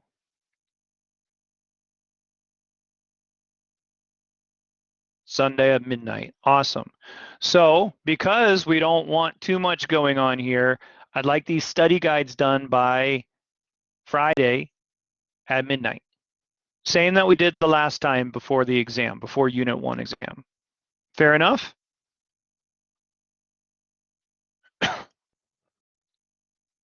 These study guides are big. Where did it go? There it is. It's right here. So it's available now. These study guides are, this one is going to be pretty big. And it's going to require you guys to sit down, maybe in a group on Collaborate with one person sharing the screen and looking through all of this material here, blood vessels. And here's the deal I'll make with you guys is that part of this lab report is part of the objectives is supposed to be on the lymphatic system.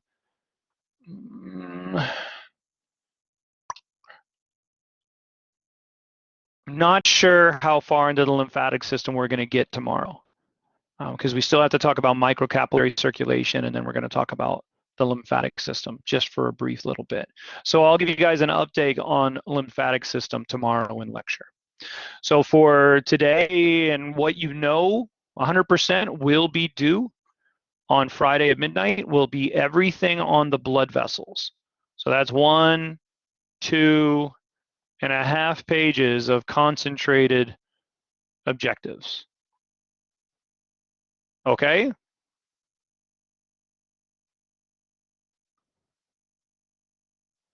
Most of these are going to be, just arteries and veins that you're going to identify on the models that I provided for you.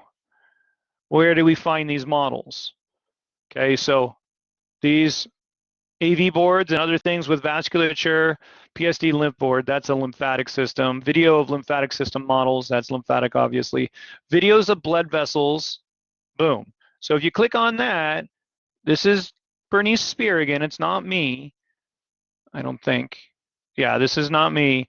I start up on the respiratory system, so I'll be providing you guys YouTube videos starting with the respiratory system, which is next unit. But Bernice is going to walk you through all of the different blood vessels on the models that we have, okay?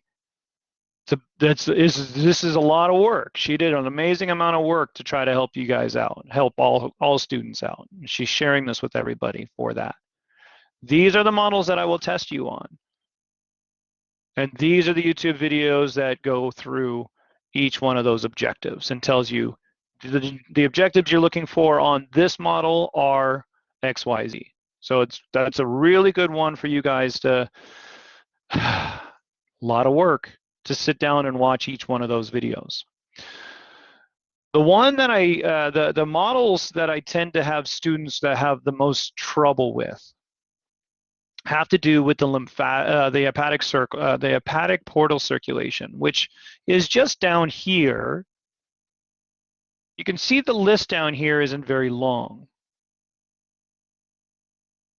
However, there are a lot of blood vessels and arteries and veins that go along with the hepatic portal circulation that you guys need to know. And students get this hepatic portal circulation, they have trouble with it. So another professor, Joan Hauser, she put together a drag and drop for this particular hepatic portal circulation. It's the only drag and drop that I have. I don't have it for the rest of everything, but I do have it for hepatic circulation. So what exactly is hepatic? Hepatic means liver. Okay, that's, any sort of hepatitis, disease of your liver, true story. So when we're dealing with the hepatic system, we need to make sure we can identify that liver. Now that liver, it's chilling over here. And you may or may not know this, but always the bridesmaid, never the bride. Your liver is your detox unit. Your blood is flowing through your liver, period, end of story. Especially blood from what you've eaten. So what you eat and what you drink goes down into the digestive system, and then you absorb all those nutrients and you absorb all that liquid. Where's it going to go? From your digestive system, where's it going to go? Help me help you. Where's it going to go, guys? Not to the body. Not yet. Not to the small intestines.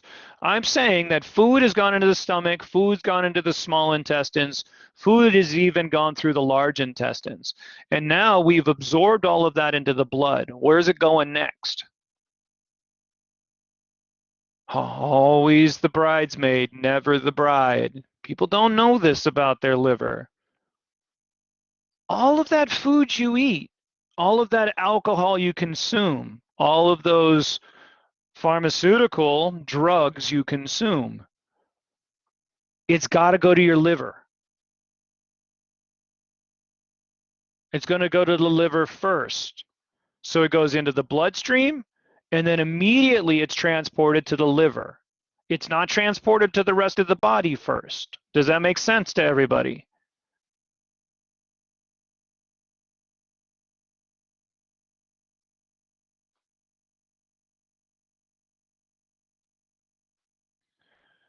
The blood vessel system that portals all of this nutrient-rich food, nutrient-rich blood to the liver is called the hepatic portal system. Hepatic portal system. The hepatic portal system is a big ass group of blood vessels. If you type that in, hepatic portal system, let's look at this and you'll see that it is a lot of blood vessels. So look at this one right here. This is a great one. Hopefully it's, oh, come on. I didn't want to open. I just want to open the picture.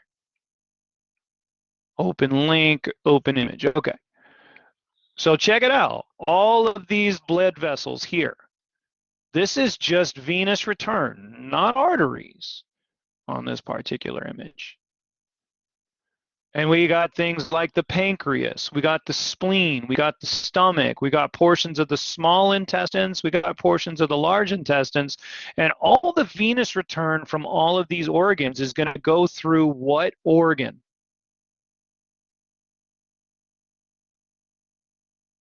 Liver, liver, and more liver. Everything.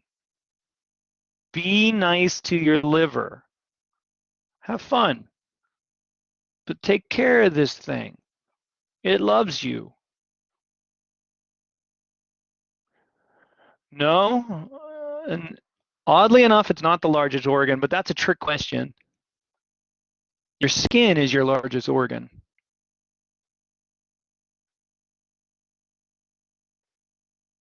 Okay, but the liver, in terms of, you know, sheer mass, probably still not your largest organ because your small intestines are like 20 feet.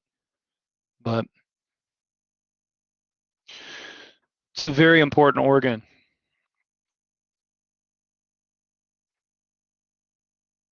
You guys starting to see this? I'm just slowing down so you guys can see this. You guys take a screenshot. I don't know. Can I copy this ping over to you? Because this is a great one for you guys to study off of. If you're looking for the splenic vein, if you're looking for the gonadal veins, bypasses all of this. But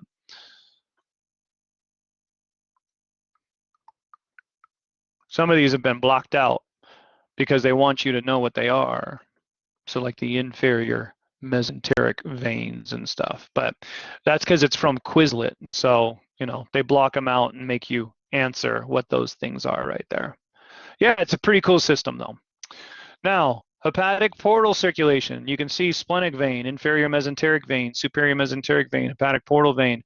In order to understand what these are, you gotta just understand that blood is going from your digestive system and your spleen, your pancreas, and it goes to the liver next.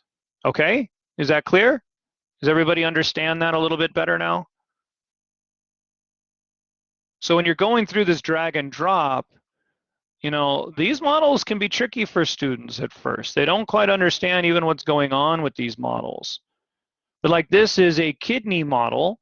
It takes into account the ureter down to the bladder, but your kidneys require 20% of your blood flow all the dang time. So we better have a lot of blood supply to and from those kidneys. True story? So if we take this model, this is just one model, there are a whole bunch of different things that you can identify on here. For instance, this huge red thing that runs all the way through this is the abdominal aorta.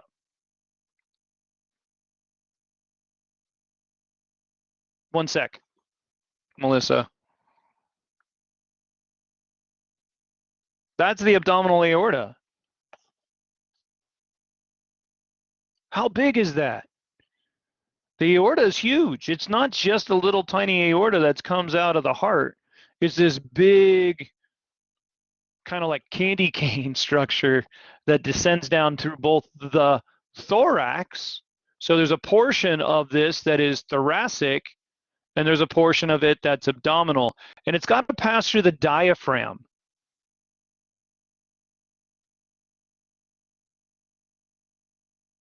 Once a thoracic aorta goes through the diaphragm, well, the diaphragm is this big, thick muscle that separates the thoracic cavity from the abdominal cavity. You guys remember that?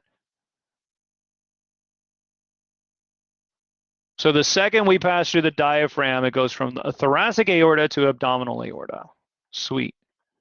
What's this gigantic blue thing over here? Which portion of the vena cava? It's actually not superior, even though, yeah, there you go, Heather, you fixed it. Right, this is the inferior vena cava. Yes, no, maybe so?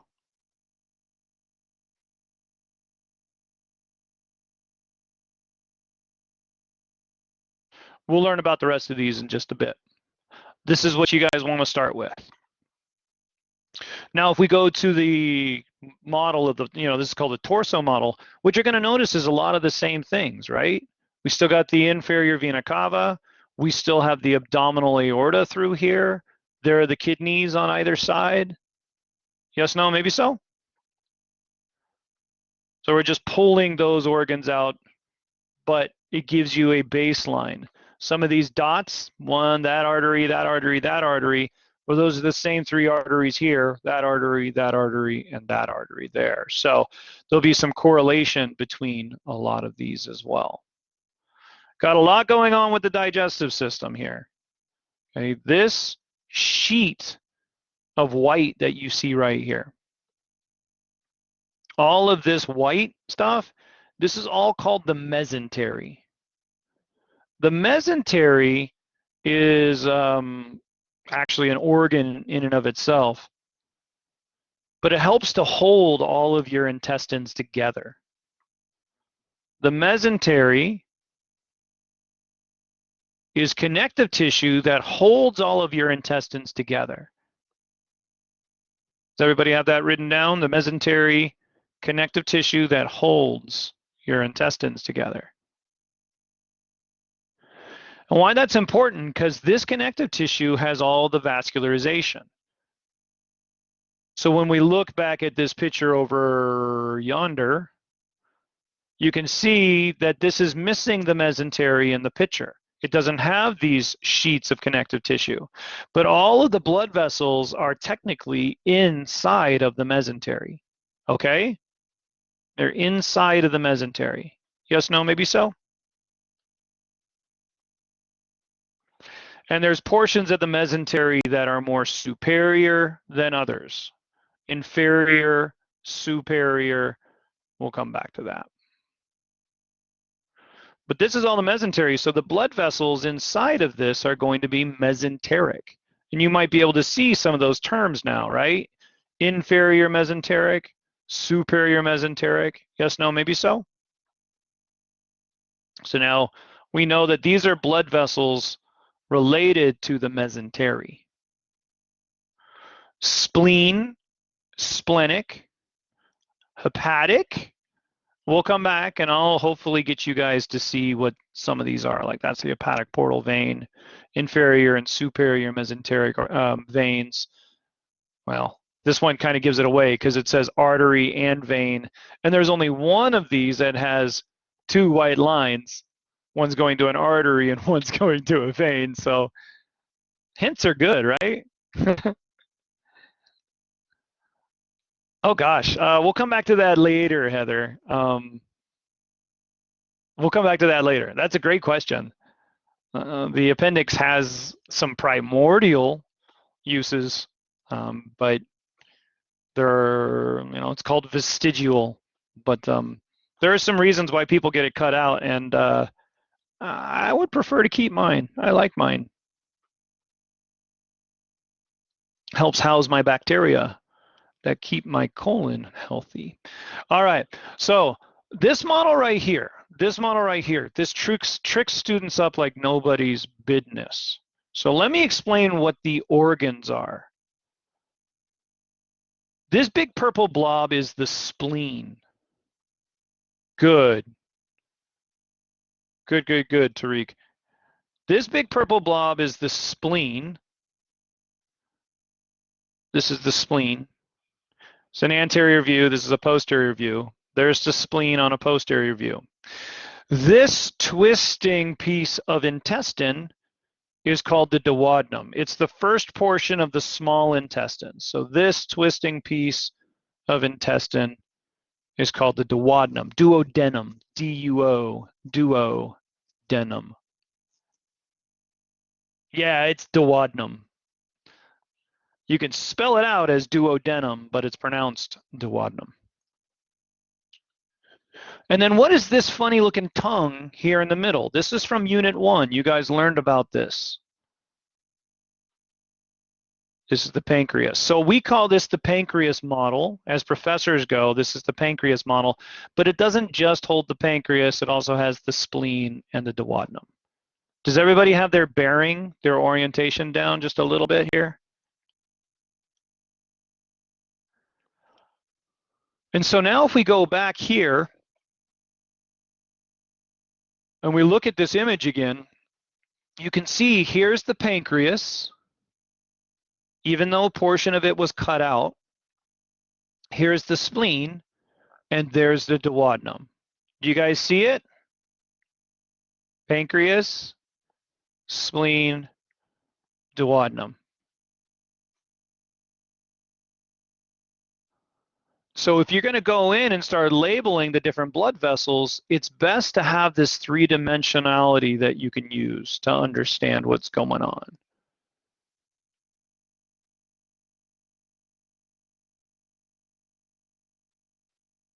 We want to look at both the anterior and posterior views of this, because now we can see all these different blood supplies that are there. Once we get our bearing, this isn't so crazy.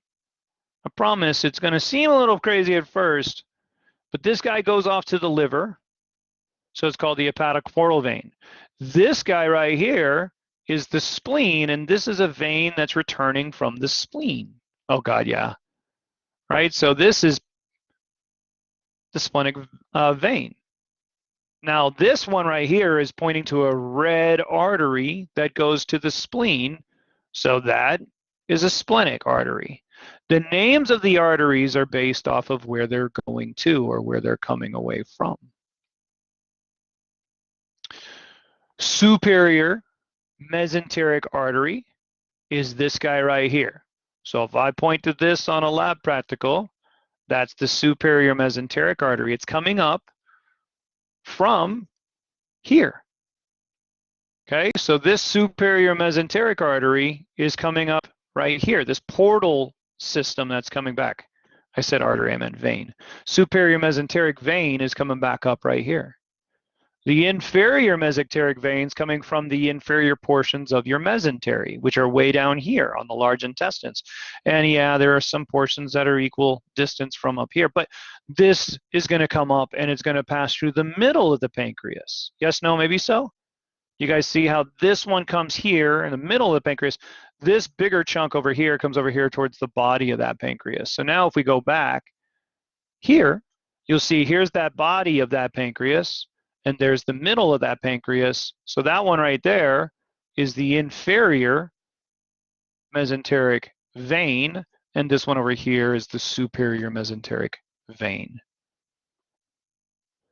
Last but not least, this little tiny artery that's going up, well, what lives right above the pancreas? Let's go back to our full body picture. There's that pancreas, there's that spleen, there's the duodenum. What's missing? What was taken away? Good, Melissa. What's been taken away, everybody? Take it away now. The stomach's been taken away. The stomach's been taken away. So sitting right on top of this is the stomach, and portions of the stomach need blood too. Well, that's what gastric means. Gastric means stomach. This is the left gastric artery. All right, I wanted to make sure I go through this hepatic portal system. You guys now at least have a start. A start so that you can do this later. Hard to find, hidden. Yep. Oh, yeah, pancreatic cancer. Yeah, very, very difficult. The pancreas is a tough one to work with. Oh, okay. Back to the grindstone. Normally, I don't start talking about the hepatic portal system, by the way. Time limitations and stuff kind of led me there. What I do want to go through with you is an easy-ish idea. Yep, it's due Friday. You're gonna have a lot of work to get done, and I'm sorry. This one I am really sorry with the time frame that's available. It's not a sorry, not sorry situation. I feel for you, cause summer and cause physiology. All right, what I want to do is I want you guys to start looking at these words, and I don't want you guys to get overwhelmed. Just stop, and just look through these words. Brachiocephalic, common carotid, internal carotid, external carotid, subclavian, axillary, brachial, radial, ulnar, vertebral. And I want you guys to take a deep breath, because I'm sure many of you are going, how the hell can I possibly learn all this and retain all this? You're probably not going to retain it all. It's the nature of the short term, but you do have open notes for this lab practical, right? So what I want to get you guys to do is learn something about this so that in a year, 2 years from now, you have a knowledge base that you can refer back to and look in a textbook if you need to look up different arteries and veins. How can we do that? Flowcharts. Wait, what? How do we do a flowchart for all of those words? Let me teach you guys something about blood vessels and how they're named. Blood vessels are named after the anatomy, the regional area that you find them, or after the organ that they're going to. So if I draw a stick figure, you guys are like, what the hell are you doing to me, Dr. H? If I draw a stick figure, you're going to see how powerful even a stick figure can be in just a second.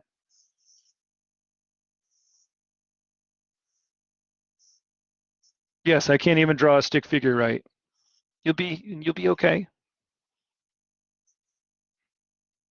Deal with it.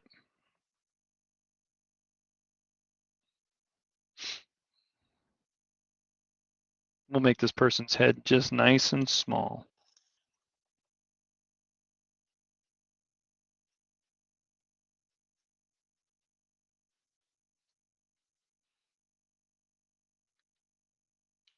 Totally. It looks like a person. That's a win. Now, I want to remind you guys about regional anatomy. Who remembers regional anatomy from Unit 1, A&P 1? I try to emphasize it in my A&P class through the entire semester. But regional anatomy is really important, especially starting now. Well, it was also important when you were learning nerves, by the way. What was the regional anatomy term for the armpit? Anybody remember that one? We can start easier if you want. What's the regional anatomy term? Oh, good, Heather. It's axillary. So good. Armpit is the axillary. What about the arm? That's brachial. Now what I'm going to do next is I'm going to take this forearm, which was antebrachial, but I'm going to divide it into its two different bones. So the forearm has a medial bone and it has a lateral bone. The medial bone is the ulna, and so that region is ulnar. And the lateral bone, the one that can radiate over the ulna, was called the radius, or the radial region. Does that make sense?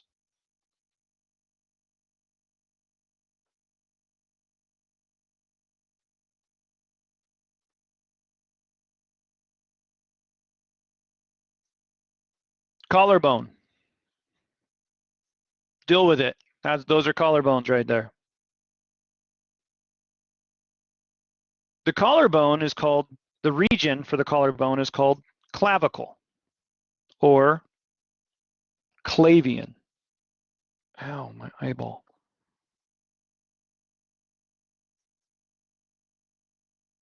Clavicular.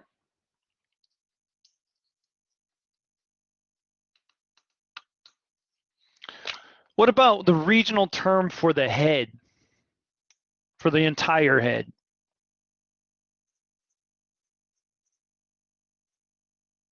Cephalic.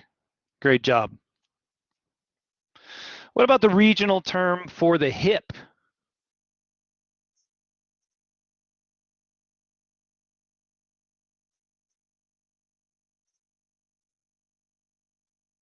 Iliac. Good try with pelvic. Pelvic is the whole region. But if we're just describing the hip itself, it would be iliac. Good, good, good. What about, this is always a trick for people, and I don't know if your A&P1 professor taught you or not, but I think it's a fun one. Everybody, just do me a favor and point to your leg. Now, who pointed at this portion? Go ahead and do a me or not me. Who pointed there? Good. I'm glad, Andy. Melissa's like, nope. That means somebody taught you. It's a fun little thing. I like messing around with students. Technically, this is not the leg. Okay, this is called the thigh. So the region for the thigh is called femoral. The leg is only this bottom portion down here, as crazy as that may sound. That's your leg. And the primary bone that makes up your leg is your tibia. So this is tibial. Does that make sense?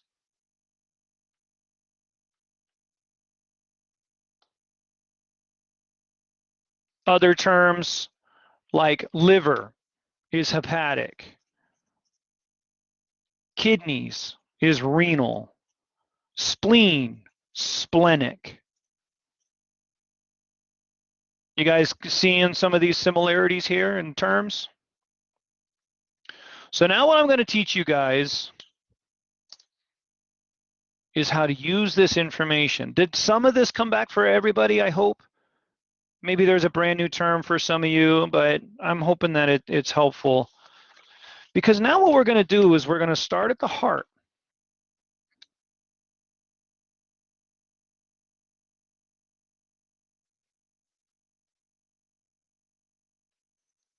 And we're going to shoot some blood out. I mean, you can always go back into the video, but quick, take a pic. Here. He's saying cheese now.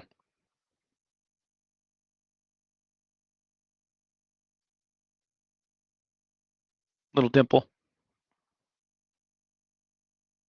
Crew cut. Okay. Heart.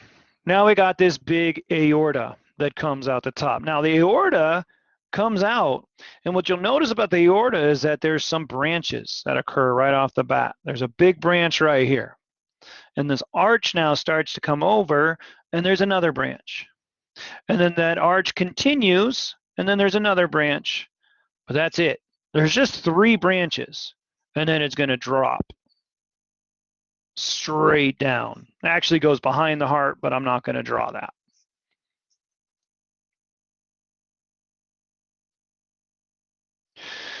This first branch over here has a name. So this portion right here of the aorta is the aortic, sorry, I don't know why I did that. This is called the ascending aorta. Now from the ascending aorta, the first thing that's going to happen to this blood is it's going to now go through that branch right there. Does that make sense? So I'm going to have a flow chart into this region right here. So what's going on with this region right here is that it's a big blood vessel, and it's going to end up splitting again. One of these divisions is going to go up towards the head, and another one of these divisions is going to go out towards the arm. I won't get to the arm just yet. I'm not drawing this to scale very well. But this blood's going to split. Some of it's going to go out towards the head, and some of it's going to go to the arm. And if you look at your lab objectives list, Heather, great job. If you look at your lab objectives list, what you'll notice is there's something on here called brachiocephalic. Something that's heading off towards the arm and the head. You guys with me? Can you hear me now? So number 2 right here, ascending aorta is going to feed into number 2, which is the brachio arm cephalic artery. And I'm just going to go A for artery because I don't want to be writing artery and vein down, and you guys don't even have to do that on a lab practical. You just do A or V depending on whether it's an artery or a vein. Now, if it goes off towards the head, it's not called a cephalic artery. These big blood vessels going off towards the head are called carotid arteries. You guys have already learned about the carotid sinus. So this one right here, well, I don't know why I wrote it in here. I'm going to make this too clustered. I'm sorry. So we're going to go ahead and say up here is, what am I doing? Colors. Running out of time, so I'm panicking. Going up this way is 3, but we're going to go ahead and now say our brachiocephalic artery branches. You see how this flow chart can be used? It's going to branch. One is going to go to the carotid artery, and we're going to fill this in just a second. We're not going to finish it with carotid artery because there's something that's going to happen in just a second. The other one goes out towards the arm, but it's not at the arm yet. It's underneath the clavicle right now. Clavicle, clavicular, clavian. And if it's underneath, it's sub.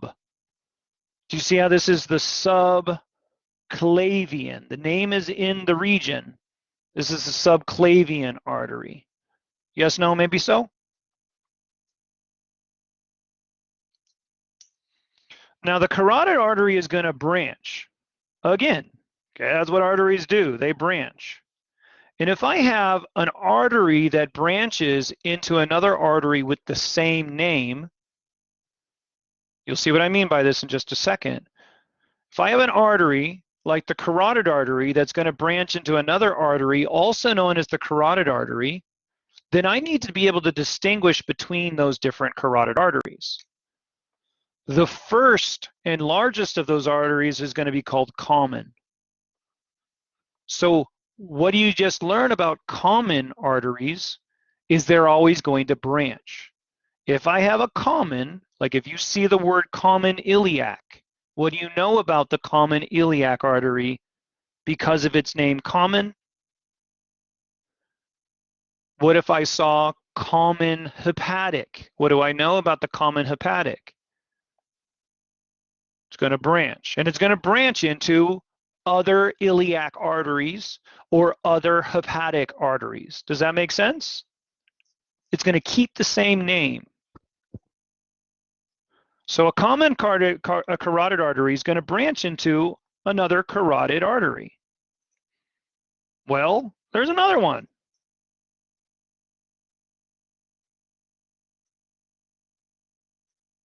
We better be able to distinguish between those names. Yes, no, maybe so? We can't just have 1,000 carotid arteries. We got to be able to distinguish between each one. Well, one is going to go feed the side of the head. This is outside or external. So one is going to go feed the outside of the head, and we're going to go ahead and call that one the external carotid artery, and the other one's going to go and feed the brain. Well, that's going inside the head, isn't it? So we call that one the internal carotid artery.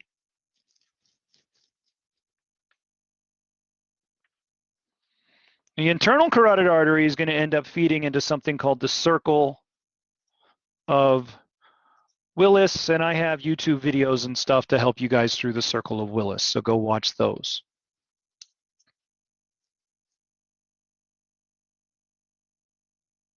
You don't need to know the rest of the arteries from external carotid. There are many, many arteries on the head. This is where you guys get to stop. You're welcome. Okay, you don't need to learn every artery in the body. It's just too much, and it's not worth it. Later in life, if you're dealing with patients that, you know, head vasculature, if you're going into dental, you better know all of those arteries of the face. True story? Especially around the jaw, inside the mouth, feeding the tongue. You better learn those different arteries. But for now, this will get you where you need to go. Subclavian. Subclavian is going to go out along that arm. That subclavian is going to keep going here, okay? You guys can put in your numbering scheme. I kind of stopped on the numbering scheme. But it's going to end up leaving the subclavian region. And when it does that, you guys follow your own clavicle. Take and put your hand on your clavicle, your collarbone, and move it out towards your shoulder. Common means it's an artery that's going to branch and it's going to keep the same name. So common is a carotid artery that branches and it continues to be a carotid artery. But everybody take and palpate your collarbone. Move yourself out towards your shoulder. And go just inferior to that, because that's where that artery is going to go. Can you see that that artery is feeding into your armpit using that palpation technique? It's going to go from the clavicle and it dives down into your armpit. That region of which is called what?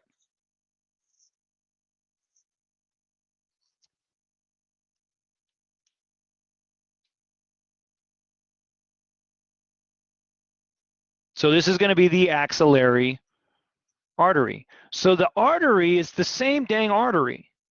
It's actually just one big long artery, but what do? We change its name based on where it's at. The subclavian artery is the axillary artery. It's just in a different region.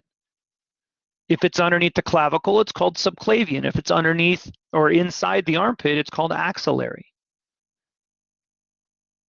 Well, now that axillary artery is going to start to feed down into the arm.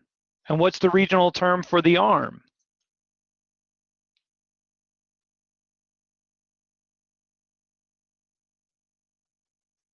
So this is the brachial artery.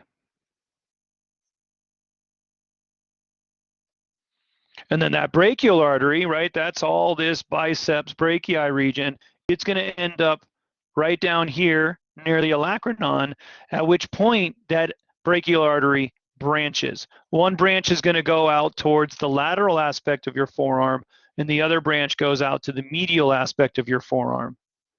So let's draw in a branch. One goes out to the lateral aspect, and one goes out to the medial aspect. What are their names?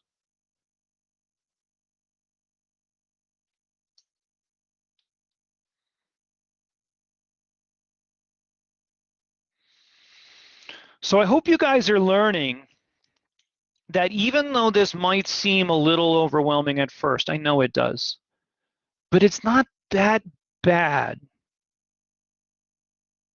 It's going to take work, as everything in life does. But do you see that there's some synergy here? Do you see that there is a flow of information here? So you don't need to learn each one independently. I emphasize that you do not learn each one of these independently. You think of them as a flow. So check it out. What did we just follow? We went ascending aorta to the aortic arch. From the aortic arch, it branches brachiocephalic artery and common carotid artery. The common carotid artery will branch because it's a common into an internal and external carotid artery. And the brachiocephalic will also branch into subclavian. Subclavian becomes the axillary, axillary becomes the brachial. Brachial branches to the radial and ulnar. And you just completed all you need to know about the upper body's arm blood vessel and head blood vessels. Not as crazy as it first seems, right?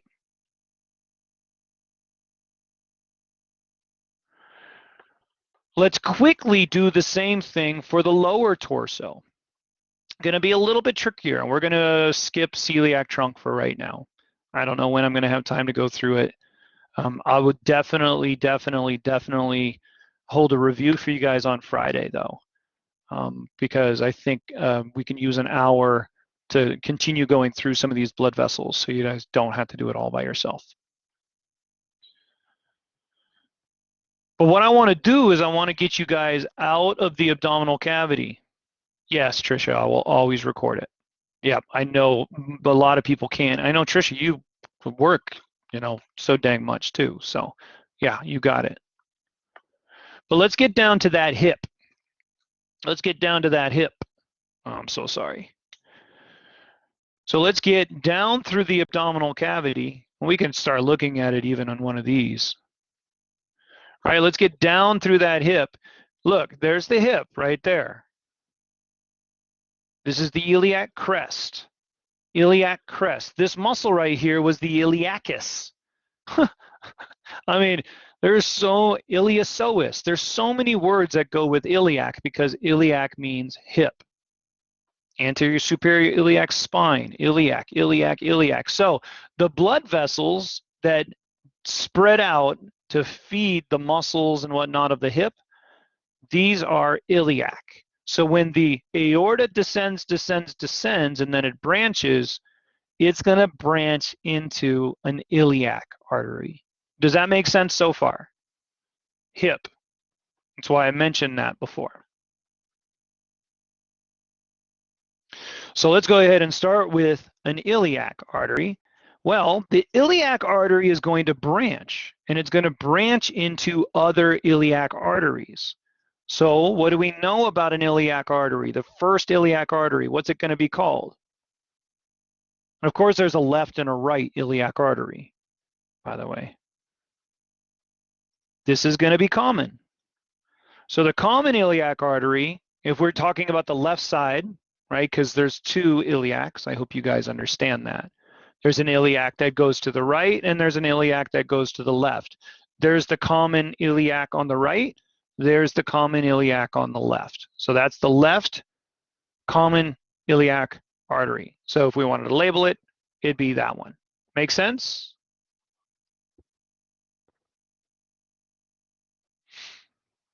But what do we know about common iliacs? They're going to branch. And they're going to branch into other iliacs. So we're going to go ahead and write iliac because that's part of our knowledge base. And we're going to say, okay, sweet. I got a reference for this already. For the iliac, we got to follow the same guidelines as the carotid. There's going to be one that branches out towards the superficial regions of the glutamus maximus. So that's going to be external. So we have externals and we have internals. Make sense? External iliac and an internal iliac. Just depends on where it's branching. The internal is kind of tough to see on these pictures because it actually dives down and underneath, and it goes and feeds places around the bladder and inside the pelvis. The external is the big one that you see right here. So the external iliac artery is definitely the bigger and more likely for me to test you on. So everything that I'm showing you right here, follow my mouse, all of that is external iliac because the branch occurs right here. I guess you can kind of see it. Look, right there, right at the tip of my arrow. Do you guys see how there's a red artery that goes down? That is the internal iliac artery. But the external is the big one that continues all the way down into the thigh.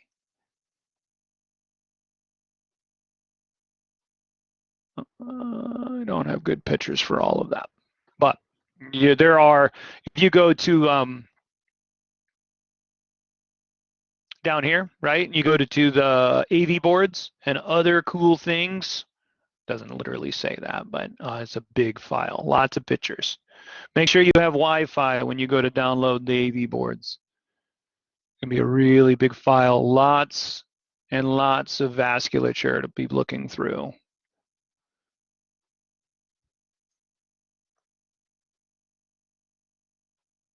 And then you're going to start to see these full body pictures like this right here. Okay, so now we can take this picture and we can zoom in, and now you guys can see there's that common iliac artery, and where it branches, we have an external iliac artery and an internal iliac artery. Did that make sense based on everything that we talked about so far? Let's come up here real quick. There's the aortic arch. The first branch, even though it's a little bit protected or, you know, obscured by the superior vena cava and portions of the brachiocephalic vein, but that right there, underneath all of that, is the brachiocephalic artery. One branch goes up towards the brain and head. So there's that carotid, the common carotid artery. Subclavian goes down into the armpit. This region would be axillary. Down here along the humerus, as we go out of the armpit, that's going to be brachial. And then you can see it splits. One side goes lateral, the other side goes medial. So do you guys see how that would be the radial artery and that would be the ulnar artery? Just trying to give you guys a quick reference on what you did before, making sure that it's not just a flow chart. You can actually follow this on the model. So let's take the iliac and let's go down here along the femur. Okay, because now we're talking about the thigh. So what major artery is going to run along this femur? There's your femoral artery. Does that make sense to everybody? This huge artery that runs along the femur is femoral. That's the region. That's the thigh. Now this is going to go behind the knee. We didn't actually put this into our stick figure, but I guess I could have. But behind the knee, does anybody remember the regional anatomy term for behind the knee? Put that in. Pop, pop, pop. Popliteal or popliteal, depends on your professor on that one. So that's your popliteal. So if we go back to that image again, behind the knee. You know why this is behind the knee? Well, this patient's not in anatomical position. That foot is pointed out. There's the patella. So we know this is anterior and this is posterior. So this right here would be the popliteal artery. Make sense?